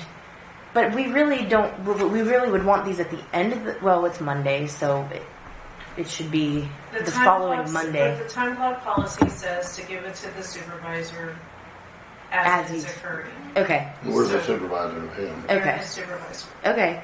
Okay. So I will approve these. That's fine. So if he has 4 hours of missing time from his regular schedule, it's because he put in 4 hours after hours. But now, eventually, when we start deciding his salary for next year, we're going to need to look at these to do the trade-off, whether it's easier, cheaper to pay him overtime or raise his pay. Right. Yeah. And I had suggested a few weeks ago that we may need to add a few things to his list of duties because there's only so much he can do that pertains to his job in a given 40 hours. And I feel like his skills are adequate with some of the technological side of things that he could be helping the highway department with implementing their software program. And he said he would be willing to do that. So I think we just need to give him the go-ahead to do that. Maybe we can discuss that next week. Dawn, would you ask him to attend the meeting next week before we fill up? Alexis, according to Kansas CDL, the biggest difference between Class B and Class A is that the Class B is for towing vehicles that have a weight rating of no more than 10,001 pounds. That's the pulling unit. Well, any for CDL license, to be able to have a CDL license, you have to have this in Kansas. And if the trailer being towed has a gross weight rating of 10,001 pounds or more, you need Class A. So you were right about the Class A CDL. I'm sure most of the. What did you find? Yep, the truck, 26,000 pounds, and if it's pulling a unit over 10,000 pounds, you need a CDL-A. If it's, that's what I just said. If the unit and is lower, then you need a Class B. If you're going to be carrying 16 people or more or carry hazardous, you need a Class C. Which is like a bus. Okay, so Class A is the most highly regular. Okay. So then I was misunderstanding what was told to me. Class A is your regular semi. Okay, that's fine. Haul That's stuff fine. down to I-70. That's the one they need. That's fine. Yeah, Okay. yeah. That was my misunderstanding of what I was told. So Perfect. that works. Dawn, did you amend that last line about preferred? 5 years of experience required with post-secondary education and engineering background. Excellent. That sounds good to me. Me too. Okay. I do not believe I have any more business to come before the We board. didn't have any other news or letters or nothing? I had no other correspondence. Okay. We do need to make sure that we set aside time to discuss the health benefits management companies and see what we're going to do. You probably heard 2 of them. There were about 3 others. Okay. We had 5 total. Yeah. And that's, I don't know if somebody can explain them where we say what's the best for, they're all had their different variables, and I have no idea which one would be the best one to go with. Do you, Alexis? That last one, last week. Well, this is interesting because this is the most unique proposal. We've been told to steer clear of the self-funded because it can get you into a trap the following year. But he's basically saying that most of his counties are successful on that self-funded program, which would be interesting to see. It also depends on what your claims history is. Got 17 and 19 years experience ought to be able to give you some advice. Let's each call a county and talk to them. Well, and like Minneapolis, Ottawa County has them, I guess. Huh? They've had it for 17. Hodgman's had it for 19. And Rush is fairly new. This is their first year. yeah. No, they said That might be interesting to find out, though, how that went as a transition recently.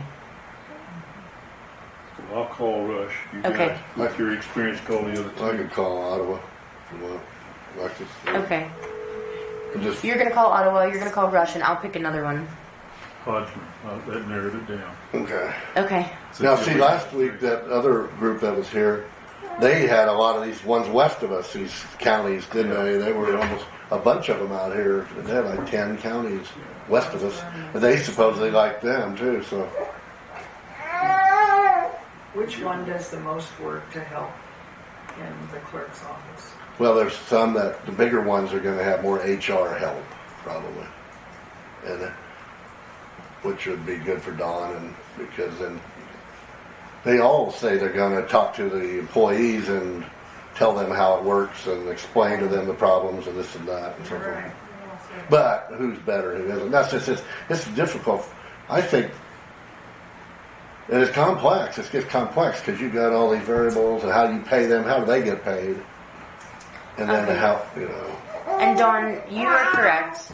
The annual income threshold for overtime exemption is, if it's not enacted already, it's going to be 35,308.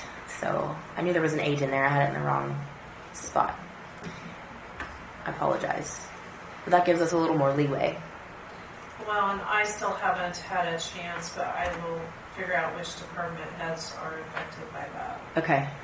I think when we looked, there weren't many, because we did look at the overview, like the beginning of the year mark.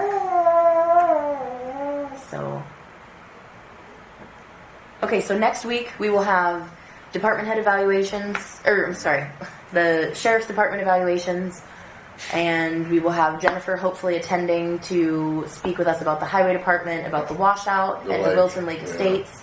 And then I would like David Doe to come so that we can discuss, what'd you say? Someone in the hallway. We were going to ask him, and specifically about what he can do to help institute the Mobile 311 program. Yeah. And what else do we need to have on the agenda? I think we need to follow up with Mr. Granzo about the doctors. Well, yes, I went to the meeting. We should find out, Mr. Granzo. We ought to make sure the EMS is going to use the Chimas for So a week from tomorrow medical, is the hospital board meeting, right? A week from tomorrow is the second Tuesday? It's the 16th, I thought, or something like that. Third Tuesday. Tuesday. Okay, so 2 weeks. But I could call them and just see how that's going. Because I talked to Derek too, and he said he was working with. He had already talked to Mr. them. Granzo about doing it too. Okay. So it sounded like they were going forward with this Chimas, but then Ladonna didn't seem she's. I don't think she's been contacted, and I think that's well, that's just it. Everybody does their own little deal. We should almost be coordinated better. Exactly. Well, but who does that? And I do think we need to take her up on her offer to coordinate some department head meetings. That's an excellent idea, and I think it would facilitate some expedited. They could talk among each other information. more. Right. Yeah. Or it could be a Communicate. formalized thing. Right. Yeah. Right. But I could just. So when are we going to start laying out the budget? When we want to start? Whatever meeting you want to start doing. I think probably the week after next. Because the auditors would like to not have it since like it has been. So in 2 weeks, I think we should designate an hour time slot to lay out all the individual budgets and talk about them. We don't necessarily have to plug in any numbers yet, but I think we need to look at which ones went up, which ones stayed the same, which ones are potentially reduced. District court reduced by a couple $100. I mean, I think we can Overview. do it. Right. Yeah, an overview of it Let's all. do that in 2 weeks Then from we can today. Tweak it down. Sounds good. Okay. You're not going to raise it, right? Maybe for commissioners. Yeah. Just joking, everybody. We're going to Facebook.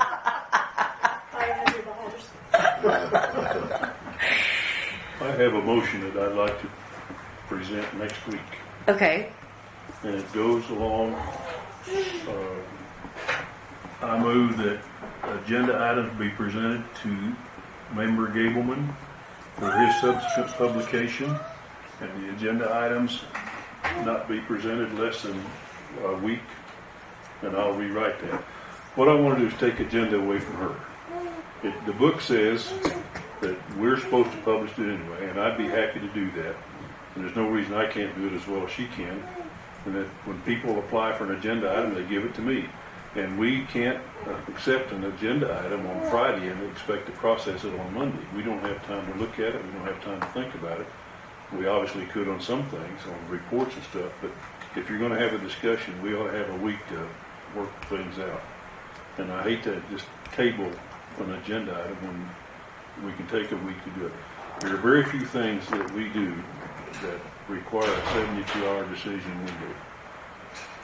So next week I intend to present that motion, and this will give you a week to figure out why you don't want to do it.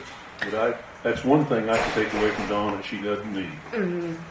You know, I don't know how much time it wastes her, probably 10 minutes to her, it'll be 3 weeks on me.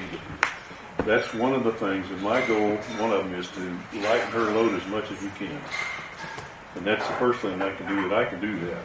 Okay. You're going to set up a website then? No, How are people going to do that? they're going to call me or come by or send me a note. That's not good. Yes, it is. You won't get on the agenda if you don't.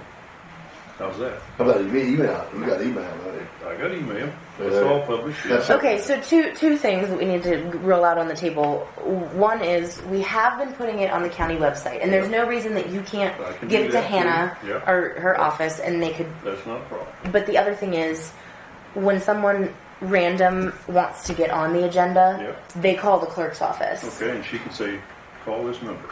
Yes, they can forward that information to you, but at the same time, she's also responsible for putting out any public information. She's the public information officer. Yeah. So I do think she needs to be in the loop. I don't have a problem with you keeping track of the agenda, and I don't have a problem with scheduling things. You know, right now I just asked for things to be put on next week, so we do know a week ahead of time. But what you're saying is if anyone calls in this week, they won't go on the 8th, they'll go on the 15th. They'll go on the next week. He's saying because then it gives you a week to know. So on the 8th, when we come in, we will know who's coming next week. You'll know a week in advance instead of letting people schedule during the week. And I guess there are not that many emergent situations. Well, it gives us, as a deliberative body, a week to deliberate. You know, We can only deliberate in this room. Right. there are a lot of things that you Supposed to need be to think public about anyway. and go home and think for a day or two and figure things out. You know, budgets, you don't want to do that. There's just personnel issues. There's pluses and minuses for most issues that come in here, and we need to sit down and think about it. That's what your executive session is for. No, it's for other things. But we need to think about it. Even if you go on executive session, you still need to think about it. So I'm going to make that proposal. We'll figure out what we'll do. Yeah, well, let's discuss it next week. We know that conversation's coming. Dawn, do you see any problems with not coordinating the agenda yourself? I guess you can think about it too. Just besides everybody's going to continue to call. Yeah, you're still going to be doing half. I struggle because I feel like I'm supposed to be here to help the public and not make it harder.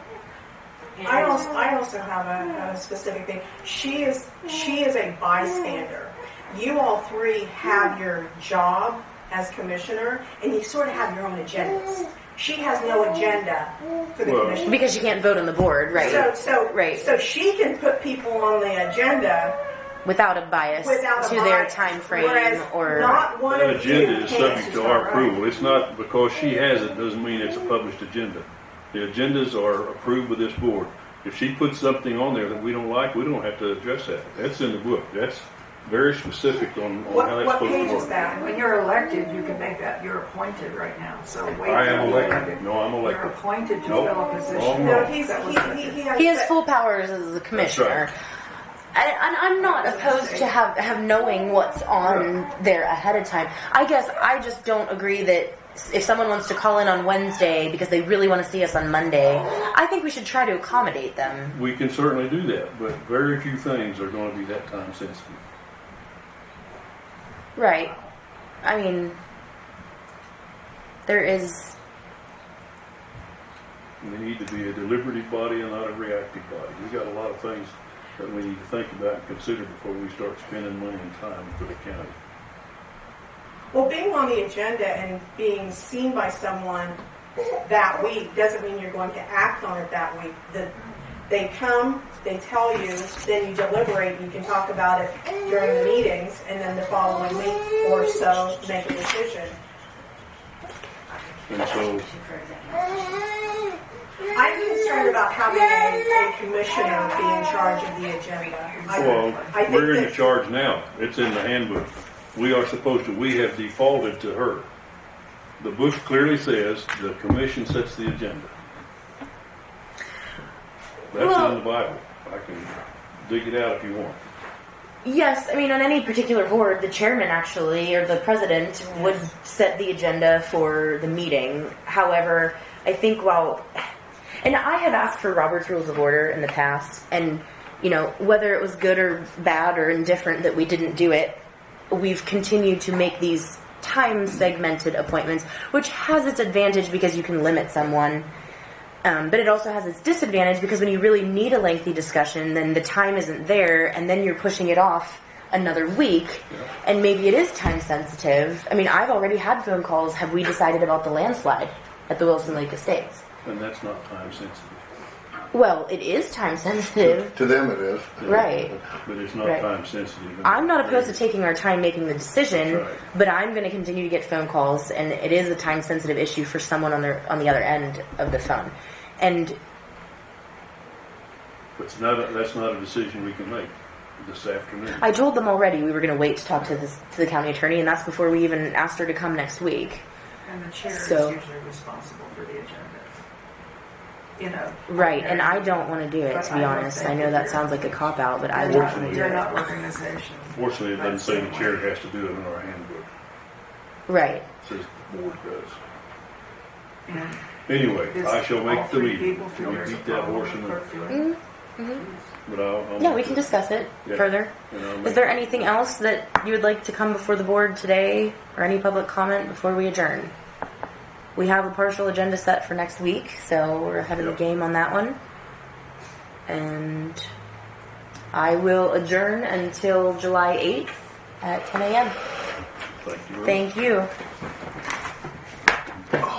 Oops, okay. No squishing. Madam Chairman, Yes, sir. do you have a particular scheme for file folders over here? Do you need a tab? Do you need it colored? It does not matter. I can work with anything, just not what's in there, because there's nothing there. Well, but I mean, if I had some that I was doing a It would be- do you have any preference? Oh, He has some he'll give you. no, just if you have like the big ones, the hanging ones, Yeah, I think I have some regular file folders that we could use to organize within there, and I'll just do, by department, Yeah, or well, but- one for just commission correspondence, one for all So the you can always get sticky tabs put on there. Oh, so- yeah. Okay, so I don't have to worry about No, that. and I can even write on the manila ones You want themselves. them colored or just a whole bunch of plain? Whatever you have the most of. Whatever you have. Yeah, I got one. Okay. Then make them all uniform, and then I will get color them all code with plain. I'll just make them inside. all plain. Right. You can do what you want. Sounds good. Do we have a garbage can in here? We probably don't. Is that yours, Alexis? Yes. Was one. Yeah, over here by me. I got it. What do you got? Garbage can. Thank you. Thanks. Both filing cabinets are together. Search your files and your files.